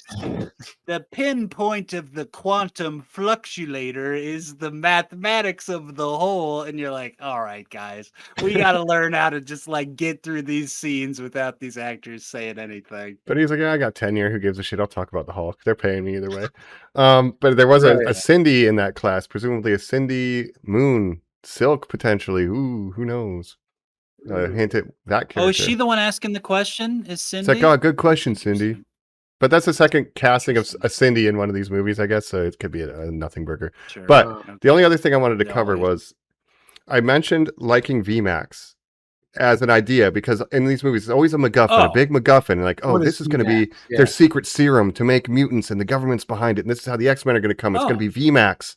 And for it just to be a vent for the air conditioner, like that's the last thing her sister saw to just undercut the MacGuffin. I loved this. That's insane. I love that. This was so well written. Yeah. And I liked how Tremel Tillman was sort of acting like he knew what it was, and then at some point he's like, I have no idea what that means. You keep saying VMAX? I don't know what that is. You're the second person to ask me about that. What do you mean? Yeah. I really like that. And then when she's like at her limit, looks up at the vent, VMAX, like it didn't mean anything. Good Lord, she sent you a message from here. That's incredible. You know, that they're just interested in the data of that. When it's like her last words were, hey, look at that sad thing. I'm going to die. That's so sad. This is the last thing I see was a stupid vent. She died in this room. Yeah. Yeah. I thought that was really well done. Well, I am the Phoenix, so we're going to lose. See you later. Mm-hmm. By the way. Yeah, we talked about Punisher. We talked about Hulk. We talked a little bit about the Yelena Black Widow scene in a sauna in a. I know how he's making his money. Important. You know, because he puts his dogs up there. He puts his feet out. I think he's got an only feet. Yeah. We see a Did you have any little shirtless Band-Aids you Tom had on? Holland. I like how Uh, in pain he is. Yeah. Oh, weird But my little guy man, is you ripped, have friends. The sad Yeah, man. he is. Yeah. Yeah. I know you're like Sad man. 5'1", but you're extremely fit, in good shape, Mr. Holland. You're not anonymous the anymore. young I've seen your belly dancer's button. Yeah. The to compare it again to Robert Pattinson's Batman, Jacob, that is a film that finally answered the question of like, what is it like when a guy who dresses like a bat just like walks into a room and everybody has to be like, well, that's a normal thing. This is a film that is like, well, what if you're Take off the Spider-Man and bat. you have to like, but like, what if you have things to do? Like he like runs Yeah. errands in this movie. He's like, well, if I go to damage control, I have to check in. What does me checking in as Spider-Man look like? Or if I go to like the sauna, what does me checking in as Spider-Man look like? And I think that is actually kind of clever. Yeah. But I think that's why Batman does everything at night, because in the day it would just look silly walking around in his suit. He's like, I have to do it in the night so I can also just like meet with Gordon on the roof and then disappear at the most unexpected time. But yeah, I like how he just has to wear his mask and he's like in the spa and stuff. The Yelena cameo is the one thing I didn't know about. Like I knew Punisher was in it, I knew Hulk was in it. I didn't know Yelena was going to be in it, so I was very pleasantly surprised by that. A lot of people are using the language now, small potatoes and big potatoes. Well, yes. If this So invented small this. potatoes. Very I deal with big stupid. potato It's stuff. been a saying for a long time, but you know, Incredible. But I do Marvel. like. I think this Black Widow is one of my favorite MCU characters right now. I'm always happy to see her when she shows up. Always. I like her more than that we the ScarJo Widow, to be fair. Yeah, we literally got I think a better actor and a more like interesting character as Black Widow now. Nothing against ScarJo, but Florence Pugh is, I think, a better actor. Yeah, especially after rewatching Thunderbolts. Daddy, I'm so alone. Like that scene between them is so good, dude. It's so good. Yeah. So shout out to, I was very pleased to see Black Widow in her office. Now she's silly and she runs the Avengers. Yeah, yeah. And they're the first ones who saw the Fantastic Four ship in their post-credit scene.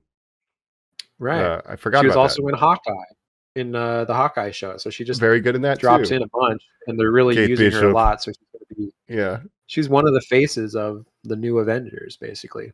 Probably the Jacob, when are we ever going to see Echo again? Where's Echo? Oh, Echo Haven't heard died from her. on her way home. Oh way to her home planet. Oh no! The Along with ship She-Hulk. came back for Echo, and they put her on, and they all left. Oh no! The Grey Havens. Yeah, Yeah. very sad. We'll never see She-Hulk again. Hawkeye. I mean, the actor who played Hawkeye. You got run over by a lawnmower. He's technically what you might refer to as a Frankenstein. Oh no! Oh no! Yeah, but I mean, we'll see. We should go to final thoughts, and we can talk about Doomsday and the future of the MCU. Yeah, let's swing on over to final thoughts. Let me tell you something about final thoughts, Spider-Man. Let me tell you about. You think you know final thoughts, kid? We're back here on Normies Like Us. We're wrapping things up. It's been a brand new day. Yes, it's been a brand new day. I will admit, when the title even was announced, I'm like, the last time I had like a Brave New World, it didn't turn out great. So I'm like, this title's not a great track record. No, but of course, Brand New Day is a famous storyline from the comics, although it's not exactly like this. It's actually very different, but they do take the name, right? And I wonder if they're going to do a sort of, like they had the Home trilogy, if they're going to do some sort of Day trilogy or Darkest Day or whatever they call the next one.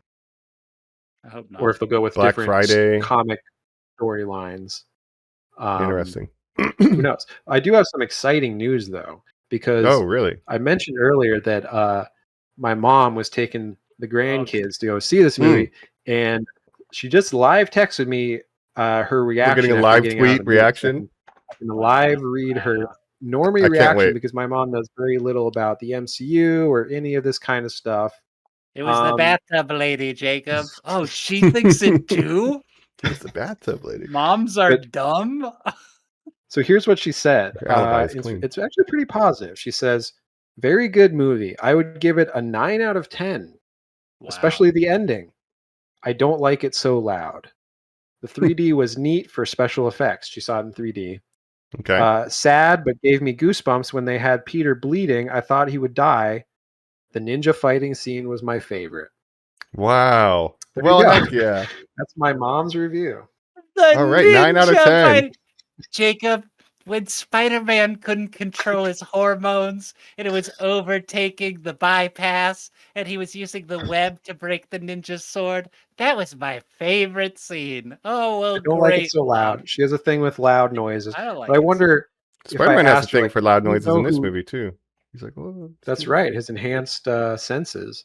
But I just wonder if I asked her, like, do you know who Jean Grey is? Do you understand what that character means in the larger context of the X-Men and stuff? And she would have no idea about any of that stuff. Yeah, but 9 out of Um, 10 to come into it as a non-comics 9 out of 10. person, that's pretty high praise. That's surprisingly high because she doesn't even really like comic movies. She doesn't like MCU really. Like again, I don't think she knows. Did She's seen some she MCU movies, but I don't think she retained any of that information really. did she see the Odyssey, Jacob? She hasn't seen the Odyssey, but she wants to, and I told her it's good, and I think she would like it. But she hasn't seen that yet. I was just And curious. I don't what think she. the Tom is. I don't know if she's seen any of the other Spider-Man MCU movies, or if she's seen No Way Home, or again, I kind of wonder what a complete normie would think about No Way Home with the crossovers and everything, and what that would mean Jacob. to them. Yeah. Jacob, did you know I'm a stan for the Uncharted video game franchise? That I love the film. Oh, you do? You like when Mark Wahlberg says that that's a Papa John's now, not a ancient burial site or whatever it is? That's right. Look, he gets his mustache in the end. Okay, Mark Wahlberg. Don't worry about it. By the way, I like cats now. Oh. Oh yeah, Huh? What? that was my dad's favorite part of that movie. It's the cat at the end. Yeah, that was really the best. I I remember did him like saying. that. But I old think again, Spider-Man. we have a mature Tom Holland who's matured out of his high school phase. Again, this is the first movie where I don't feel like he's playing a high school age character. He's playing a true adult. Again, he's 30 years old in real life. So, and he previously said, like, oh man, if I'm still playing Spider-Man when I'm 30, like, I just feel like that would be the wrong path. But now I would he's look at like, my bank I'll play account and I'd be Spider-Man like, as long as they keep. yeah, I got at least Yeah. 2 more. This was after No Way Home I've because they realized renegotiated my contract. range is limited. I realize I'm not what you would call a movie star. Right. But he's in 2 of the biggest movies of the year. Mm-hmm. Zendaya, did we talk about Zendaya in this movie? Did you like her performance in this movie? I think it might be her best MJ I would agree role with in that. that she has some dramatic moments. Her hair looks amazing. She's got nothing to do. She looks great. I Yeah. thought the loveliness of her and Ned and the tenderness that they show Peter is really nice. It felt really earned, very true to the story. Once again, Jacob, you will throw out challengers, but I always point to you guys and say, what is the big Zendaya movie? What cemented her as a Okay. movie star? Well, I think number 1, Euphoria, which is ironic because that's a TV show. But that's maybe it's her. ironic. It's ironic because she would consider that her downfall now. But yes, keep Right. going. But that was her breakout in terms of like, Yes, oh, Zendaya sure. can act. Yeah. Yeah. Jacob, youngest female Emmy lead actress winner of all time. Yes, keep going. Damn, yeah, that's true. And then, of course, she's kind of in a lot of stuff, but in small parts. So she's in the Odyssey, but in a very small role. She's in Dune in a small role. I would say also, I did just watch the drama, like literally the night before I saw Spider-Man, because it just came out on HBO on streaming. So if you haven't seen the drama with her and Robert Pattinson, that's on HBO Max now, and she's very good in that. Like, I think she's a good actor. Like, she's great in Challengers. She's great in the drama. I think she's good in this. Like, again, it's the most mature MJ because she started as sort of this sardonic, everything's sarcastic kind of character, and then grows into like this more well-rounded character over time, I feel like. And because people forget, like in Homecoming, Peter had the different love interest where he's like had a huge crush on this other girl who ends up being the Vulture's daughter. Yeah. And MJ is like the weirdo kind of girl that was over there like, oh, I hate capitalism or whatever. Yeah. Liz Allen. Yeah. That's right, Liz Allen. But over time they develop this relationship, and of course this is the first movie where they're married in real life. Zendaya and Tom Holland, they're officially married. Congratulations to them. Congratulations. And yeah, I think she's great. Jacob Batalon, the CEO of Sex, as they call him, All right. is in this movie, and I love there's you guys haven't seen the meme. Mm-mm. Jacob But Batalon, there's this image of him, and they call him the CEO of Sex. It's kind of this meme of he's like wearing like Okay. a suit, and he's got Hell yeah. Okay. it's a Okay. meme. Yeah, That's I've nice. seen look it memes up before. but I love we didn't talk about this moment at the end. It's like the last thing in the movie when they do the handshake, and that like activates his memory of Peter. Or at least he's like, wait a Is minute. that how you guys read that moment? Well, they start doing the handshake, and then he's like, Peter, and it seems like there's some kind of recognition. Oh, I can't remember if he said his name. I just thought it was a muscle memory, but he does say Peter, huh? But I want to point out two things: is that you have MJ alone on the roof, which was their spot, holding the broken Black Dahlia necklace from Far From Home, and then you have Ned doubling down on the inquisitive Peter after doing it. Is that both instances of their memories have returned? I think so. I think it's slowly coming back. Like I don't think they get full memories automatically back, but the fact that he started doing the handshake almost instinctively, and then that sort of brought something back. It almost seems like the message the film is going for is the memories will never return, but the feelings cannot disappear, right? Yes. That's kind of what they still I'm have that hoping bond that they can rekindle. Also, I think when he's hanging out with them in their apartment and then he has to go leave to save Jean, MJ says, "Be careful, Peter." And then when he leaves, Ned is like, "Oh, Spider-Man's name is Peter." That's like, right. Yeah. So I wonder if they did that maybe handshake that's why during the hangout too. It's like, wait, you're Peter? Peter the Spider-Man? Yeah. Can I ask a third clarity? What did you guys think the post-cred scene was? Remind me of it's the spider tracker, and then he's in space, right? I assume that was something for Doomsday, where he's going to be in space for Doomsday. No, either that or another Spider-Man in space. I took it as another Spider-Man was appearing on our Earth. Joe took it as this Spider-Man was pulled from this world to another world, but I guess wouldn't I don't even want to. How would the tracker work? Wouldn't I feel like I know some things about also be merged and pulled? But again, I don't care. I really here's the thing. Ultimately, and this is my final thoughts on it.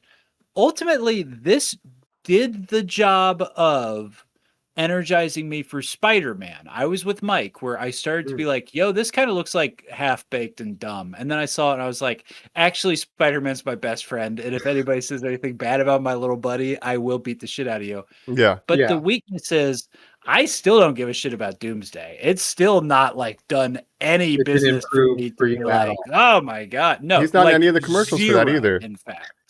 No, yeah, Spider-Man's in none of the He's marketing. not involved in any of that shit at all. Why would I fucking give a shit about Doomsday? Yeah, you think they want to make him a big part of it. Yeah, I mean, I feel like I know some things about Doomsday because I've read some leaked things that I feel more and more are true. So I feel like I know too much about Doomsday and I don't want to reveal anything on here. But I definitely think multiverses are involved. I definitely think other universes. Obviously, the X-Men universe is involved. So we could see a Tobey Maguire universe or an Andrew Garfield universe potentially. So to go back to, and I know again that this is like, it's just all my projection as like a fan or whatever, but you had this whole thing where people were like, there's not going to be any X-Men until all the worlds merge together. And that's what the whole point of Doomsday and Secret War is. And then we'll be able to set up the X-Men. Okay. Why does, again, this movie set up Jean Grey before all of that? Doesn't that spit in the face of all of that assumption? Well, I think Doomsday and Secret War are going to kill off the Fox X-Men universe for good, except for probably Wolverine, because they want to, Hugh Jackman till you're 90, right? But I think that they're closing the book on the Fox universe so they can start their own X-Men universe. But you can't close the book by being like, but this chapter's open. It opened, yes, but I can't. We'll get there in a minute. But the chapter has to stay open in Spider-Man while we close the rest of the book up here. Right, but they're introducing Jean Grey in this movie. I mean, this is a thing that MCU has done. I mean, if you think even back to Spider-Man was introduced in Captain America: Civil War before a Spider-Man movie came out. So they introduced this Mhm. character in a different movie. Yeah. I will go back to say something none of us have ever even seen. I've just watched the YouTube clip. On the show Miss Marvel, Kamala Khan is told by someone on that show in the very last scene of the last episode, hey, your DNA, it seems kind of mutated. And then I kid you not, they play the da-na-na-na-na-na No. in the scene. So No. that's like the first mutant stuff. Yeah. So again, That's also clearly just they wanted to do Namor it was a for mutant too. while. But Namor- but also they We also talk about got in Wakanda Beast. too how Namor is a mutant. Also, Beast has been Beast in in a like credit 8 of scene. these movies. Yeah.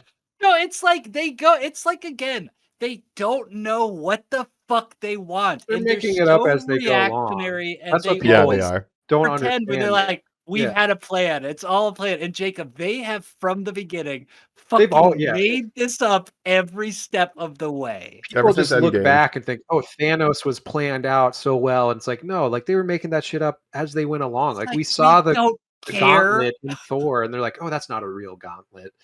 Right. So yeah, they made it up as they went along. But and of course they had to do a big redirect because we had the Kang Dynasty was going to be They had a major Avengers Kang incident. Dynasty. Yeah, Avengers Kang also died on Endgame? his way to his home planet. Avengers Yeah. End Kang? Oh my And god. Kang. Yeah. So So yeah. they're all doing this on the fly. Now, are you guys excited for the upcoming Jake Schreier X-Men movie and some of the casting that's come out about it? I kind of like some of the casting. I'm kind of vibing with the casting though. It's gonna be the twinks of the day, Jacob. And I've lived It is. through 3 sets of twinks of the day at And the this hot point. It's like actresses of the day. it can't just it's gonna be this the rest of our lives. You will ask me when I'm 80. Are you excited? Did you hear they cast a new twinks as the X-Men? New I'll say, twinks. pull the plug. Pull the plug. I plug. don't care. But we're getting Emma. We're getting Emma. We're getting Emma Frost. We're getting Rogue. We're getting Beast. I mean, they watched Beef season 2 and they're like, let's just get all those actors. I truly thought you Alien were just gonna Romulus. list off Alien every Romulus. X-Men. We got Getting Black Panther. Cyclops, we're getting Professor Xavier. We're getting Magneto. Storm, we're getting Magneto. We're getting yes. But I don't know. Some of the casting that's come out: Charles Melton, Kaylee Spaney, Great. Samara Weaving. Those are all great I'm for liking. twinks. I love every twink name you're telling me, dog. That's great. Go crazy. Sadie Sink. Kai And Spaney. an X-Men in the MCU is much like a Spider-Man in the MCU, where you're getting different crossovers and stuff. That's something we haven't necessarily seen before. So, yeah, I'm kind of interested to see what the MCU does with X-Men. I'm not that excited for Doomsday like you guys, Right. but I'm more excited for this X-Men standalone film than for Avengers Doomsday. I'll say that. I guess I'm more, I'm not very excited about Doomsday at all, but I guess I'm more intrigued by what the future of an X-Men would be, especially as we revisit them. And after watching this, I do realize, yep, this was way bigger than I expected. I enjoyed it more than I thought, and I now know that Spider-Man is my favorite character, but I think my favorite thing in comic books is the X-Men, now that we're revisiting, like, as an idea. So I am intrigued. Yeah. I don't know if I'll say excited, but I'm intrigued because I do love me some X-Men. So, yeah. Okay. And again, it's the year of X-Men. We've been doing our long form X-Men leading up to Avengers Doomsday. And actually it's going to go on a little past Avengers Doomsday to get through all of these X-Men movies. But again, the timing of this all is crazy. Having done The Last Stand last week, dealing heavily with Jean Grey. Now we have Jean Grey in this film. We have X-Men 97 we've been watching. We have X-Men and Marvel Rivals. So it feels like they're everywhere right now, for us anyway. And of course, we're going to be talking about, our next one we're going to be doing is, of course, X-Men Origins Wolverine. But then after that, we're going to be doing X-Men First Class and meeting a whole different class. Another group of X-Men. twinks. X-Men Origins, Last Will I year's Am Twix. first. Yeah. Last year's Twinks. These Last Twinks are old. season. Twinks are. I'm Uh, done Outta with these here. Twinks. I don't want to play with you Jacob, the anymore. Marvel rival, Jacob, the Marvel rival costume tie-ins for this film have been immaculate. Do you think we'll get a Yes. Jean Grey tie-in? Just a coat. Just she's like a hood up.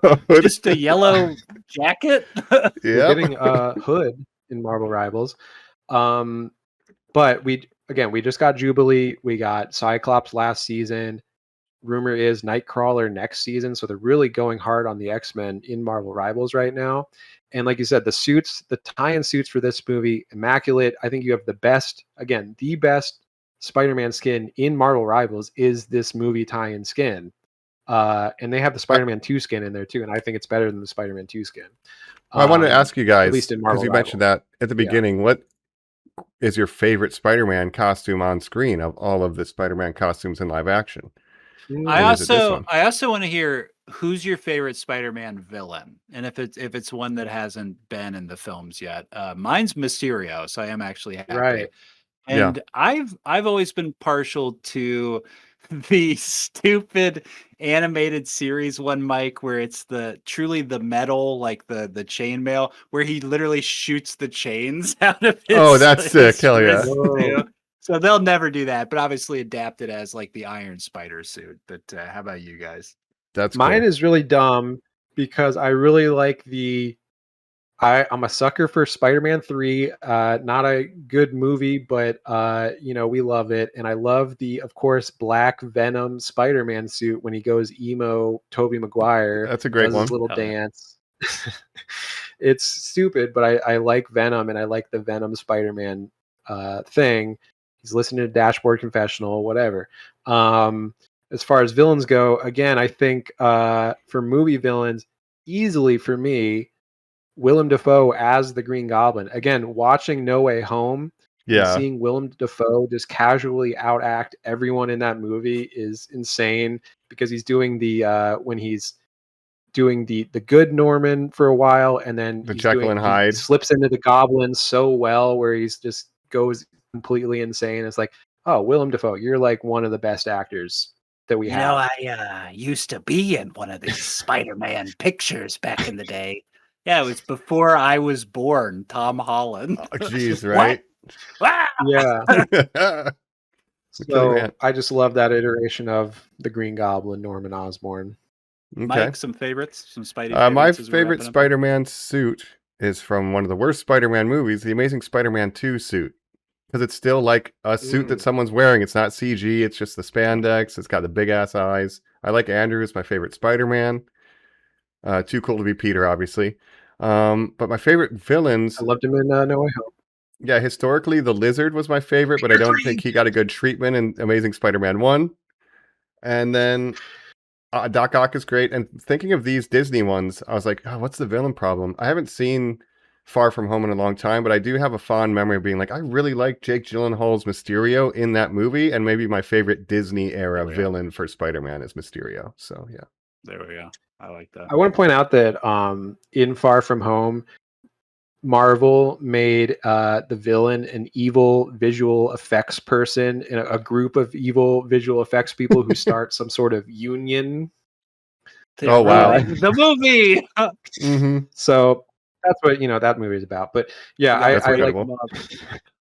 like Mysterio in that movie a lot. But is it crazy to say that I think Tom Holland might be my favorite Peter Parker now? Like my favorite Spider-Man Peter Parker combo is Tom Holland. He's got the most to do. He's I don't. No, I think that's crazy. fair. I'm right there. And honestly, yeah, if I were him, I've got at least 2 more of these under my belt. I get more creative control. And like he said, he wants to hand it off. So I think by the end, yeah, let's get a Miles Morales, Peter Parker team up movie. And that's the big finale for Tom. And then he goes off into the sunset. Make $3 billion. I think that's kind of the plan. Yeah. Pass it off to a Miles Morales and do a live action Miles Morales, because by that point, hopefully the Spider-Verse is wrapped up with the 3rd Spider-Verse movie coming out sometime in the future. Did you guys ever see that Sony movie he made about? He made it with Daisy Ridley, Rey from the Star Wars films. Oh yeah, it's like a psychic. He's the only. She's the only woman in the world or something. She's the only woman on the planet. It's called Chaos Walking. It's about your thoughts become physical. Right. You guys seen Oh that? yeah, I did see that. I saw the watched trailer. first act and stopped watching it, I think. Probably one of the worst movies ever made, Mike. Bummer. You have two actors who trying to break out from their typecast roles that just aren't great actors. Daisy Ridley. Can you imagine being Fede Alvarez on that set, Jacob, doing the reshoots because they can't even get Doug he directed Liman to that? come back? No, Doug Liman directed it, and he wouldn't even come back for it. So Fede Alvarez does the reshoots, and you have to be like, neither of you two are going to be movie stars. Like it's fucking not going to work for either of you two. We're Oh sorry. my God. Sorry to inform you. Stick with Sorry, stay in your lane. Sorry. But well, one thing I wanted to mention about this one is I really like Frank and Spider-Man, right? And then I was like, maybe I should watch that Punisher show or that Punisher movie. But then I thought, I don't think I would like this Punisher without the comedic foil of a Spider-Man. I think I only like him in this context. He's so much darker. It's so much darker and more serious than you think, and like killing people and stuff. Whoa, no, wait, He's wait, much wait, more. wait. No. I only know the memes. Yeah. Yeah. It would be funny for you just to watch that one shot, having never seen the Netflix show, having no context of anything about this Punisher. Maybe, I mean, I haven't even seen it, but I mean, he pops up in Daredevil and stuff. But yeah, can I tell you something? Though? My least favorite thing about this Punisher is how he's always going on about how he's married to the most beautiful woman in the world who launched 1,000 boats. I'm like, give it a rest. But now her face maybe is all 500 scarred. now. She couldn't even launch 500. Right. Yeah. I'm looking forward to him chopping it up with Cousin when he meets the Fantastic Four eventually. You know? Yeah. The we Thing had and the lady Punisher. from the Bear in this movie as well. Police detective, whatever. DeWolf. And if we're lucky, Road to the Hut will show up somehow through a dimensional portal. We'll get that whole gang back together. What was your mom's review of The Mandalorian, Jacob? He's not like his dad, I think is what it said. Too loud. I really like Grogu. Grogu's very cute. By the way, did you know, I had to mention this, John Bernthal and Tom Holland are like friends from way back. The point that shows. John Bernthal was the one recording Tom Holland's audition tape for Spider-Man, and reverse, Tom Holland recorded John Bernthal's audition for Punisher. So they've known each other for a while, and they're like really good friends, I guess. Their Hot Ones was like very wholesome. John Bernthal comes off as kind of a strange guy at times, but like their friendship seems really genuine and wholesome. He's got a weird vibe. He's got a vibe. I don't know where he lies got a vibe on certain things, but on Reddit they call him the actor most likely to be canceled soon. I'm always like, is that on Kalshi right now? Thing where it's like, people don't understand. Like, people who don't like pit bulls, they just have dog racism because pit bulls aren't that bad. Like, he's that's a really funny way to put the hot pit bull take. Dog racism. I am pro that, but not I'm pro pit bull. The phrasing. No, that's what I mean. You train them and raise them. Yeah. There's no bad dogs, just bad owners, they say. Let me tell you something about pit bulls. Let me tell you something. Jacob, anyway. I believe you mentioned it already, but what do we have coming up here? Yeah, again, it's the year of X-Men. Well, next week, of course, we have some new shows we've been watching. We're leaving the mutants for a while. We're going to the land of dragons, the land of ice and fire. We're talking about the prince that was promised. They call him the Song of Ice and Fire. I don't know why Trump is talking about it. That's good. We're talking House of the Dragon, Hot D, Season 3, which Mike and I are both watching and enjoying. Colin has not started yet, but I'm about to catch up. All of it. Yeah. The White House of the Dragon. There'll be a new ballroom. The White House of the Dragon. It's gold leafing on everything. So we have. So it did to Viserys. They made his head gold, a crown of gold. They gave him. I want one of those. I want a crown of gold. They gave me the Westeros Peace Prize. Anyway, yes, I'm excited for the Hot D episode coming next week. We have Hot D next week. We've been there recently. We did Dunk and Egg. You know, we love going back to Westeros. Jacob, you're doing the audiobooks obviously all the time. So I'm so excited to talk about it. I'm so deep in the world of Westeros right now. You wouldn't believe. So we've got that next week, and then it's back to X-Men because we have X-Men 97 season 2 that we're going to be talking about. So that's going to be a lot of fun. And again, our X-Form long form series. Yes. And other stuff to be determined. We got to Yeah, watch it Mutant coming Mayhem. up. And a watch Mutant it. Mayhem. Yeah. I'd say we must have a watch it. Yeah, that makes sense. Yeah. Yeah, incoming very soon. 420. 420. Oh boy. What? No way. Or 430. I don't know. 4:30 maybe. Who knows? Yeah. All right. 4:10. Well, that's Anyway. what's coming up. We hope you've been listening along. We hope you've been web swinging. I did cry 2 times. I cried during the Aunt May speech, and I did cry when the little kid in the crowd at the end gave him the web thing, and he gave the kid the web thing back. I was like, oh, wow. When Spider-Man is able to walk amongst his fans and feel their love without, that's a good moment. And Punisher, it's too much. You get a very funny moment of Punisher in the window. Yeah, that was good. I good. teared up then in the Jean Grey stuff, I think. And even when he did the handshake with Ned, I was like, ooh, I love that. I got it. The implication. My audience. Sorry, go ahead. Oh, go. No, please. What was your audience? Just my audience. A lot of kids, a lot of families, and very into the movie and cheering and yelling out things at different times. Not in a super annoying way, in a mostly okay way. But the kids were absolutely loving. I had old Spidey. Yeah. I had so many kids. I had a very well-respected crowd.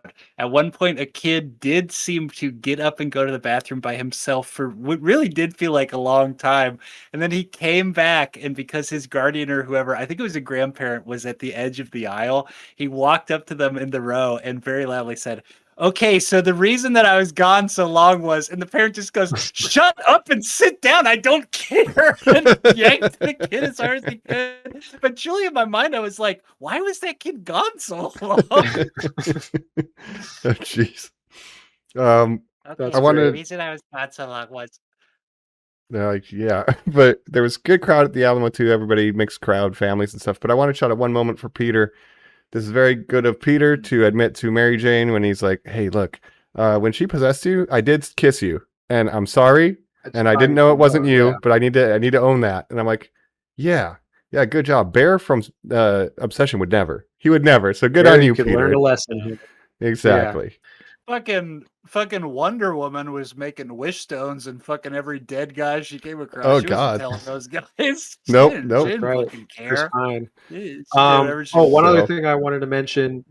There's a point I didn't like where Spider-Man's like, yeah, I'm using every lock camera in the city for facial recognition. And even Bear Lady was like, oh, that's like a huge ethical dilemma. You definitely can't be doing that. Yeah, that's true. Yeah, it's crazy because if you remember The Dark Knight, that was a big plot point in The Dark Knight where they're like, that's a serious ethical dilemma, and to the point that Morgan Freeman like resigned over it from. He was like, yeah, I'll do this once, but I'm out because this is not okay, basically. And so for them to just toss it off as like something Spider-Man would do, I was like, I don't know about that one, Marvel. Pro AI, pro police state Spider-Man messaging, right? Yeah. But then also like the police are like, oh, the NYPD would never monitor its citizens like that. We're very against that. I don't know, a little well, I'm down a fan, maybe not. But yeah. Yeah. Last question. She was possessing his body to breathe for him through the gunshot wound, or what was her stabilize his vitals kind of thing? That's my guess. Yeah. Or I thought, was she possessing the surgeons to fix him or something so they wouldn't know his identity? Okay, that's a great question. But not very well. The Punisher goes like, I have a feeling she just left. And they make that noise when Peter wakes up. And then Jean takes a big exhale on the bus where she is. But does Peter know where she is? Again, the movie kind of just ends. So I don't think he knows where she is. Sitting in his hospital room, like, isn't that guy a wanted criminal? That guy's definitely a terrorist is all I would say. I'm like, we cannot have that guy hanging out here. I don't care how many fucking exemptions Mom Donnie has written for this guy. Like, there is no fucking way this guy is a good guy. He's got a skull on his fucking shirt. Yeah. Did you get this gun? Like, oh no. What A happened new to mayor of Spider-Man? the city I shot gives him. Peter a key to the city at some point, and if you know anything about in Daredevil, Wilson Fisk, it becomes the mayor of New York City for a while. But I guess there's a new lady mayor who gives Peter a key to the city. So I assume there was some kind of conclusion to the Kingpin mayor of NYC in Daredevil arc. Good, important, good. Great. Mamdani beat him. Right. It's Yeah, that's Mamdani true. versus Yeah, that's Kingpin. right. That's right. Yeah. You guys hear? Fucking Mamdani beat Kingpin. Wilson Fisk. Nixon 4, baby. Yes. Oh wow, shit. Wow. Incredible. Right, wow. But yeah, you did it, Spider-Man. That's Biggest opening My of final all thought: time. yes. biggest opening of all time, best Tom Holland MCU Spider-Man movie in a grounded Peter Parker way, best looking Spider-Man of the MCU by a big margin. I think I love the web slinging scenes. I love the action. It all looked very nice. So shout out Destin Daniel Cretton. He's got the juice when it comes to MCU projects. Did you think it was really funny when he had the natural webs, that when he was web swinging, he had to keep saying web? Web. Yeah. And Yeah. then later when he had MJ, he would go web. And I Yes. just kept thinking that, like, if I was her, I'd be like, does Spider-Man have to do that every time he shoots a Right. web? Yeah. Web. On the saddest swing home after she rejects him, I don't have a car, and he's got to be like, Web, like dejected. Web. Yeah. Web. It is funny if you watch No Way Yeah. Home right before that, because there's a whole scene with Toby where he's like, yeah, I don't really, it's like kind of like breathing. I don't really think about it, but yeah, I did have a web block at one point and some existential stuff I was going through. And then in this movie, he's like, yeah, Peter too had organic web. So he, it's not that weird. I guess He was pretty cool. But he should have said like, hey Toby, does your body make like so much web? Like I got Right. this stuff like exploding out of me, my man. There is sort of So a much innuendo scene in there where he's just jizzing out a bunch of web at one point. Mm-hmm. And it is like, oh, I can't control it. I'm hitting puberty or something.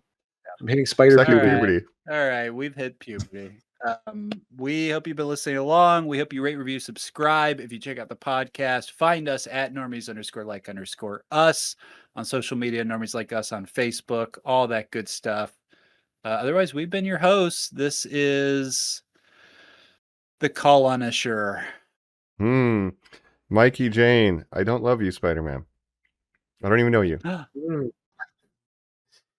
And this is the Jacorpian. You think this is the Jacorpian? Jacorpians are nocturnal. Yes. Jacorpians are nocturnal. Nocturnal. Oh, cool. Nice. You know what happens to a spider when it climbs up the water spout? The same thing that happens to everything else. Same thing that happens to everything else. Catch you later, Normies. Bye. All right. Bye-bye. Thwip.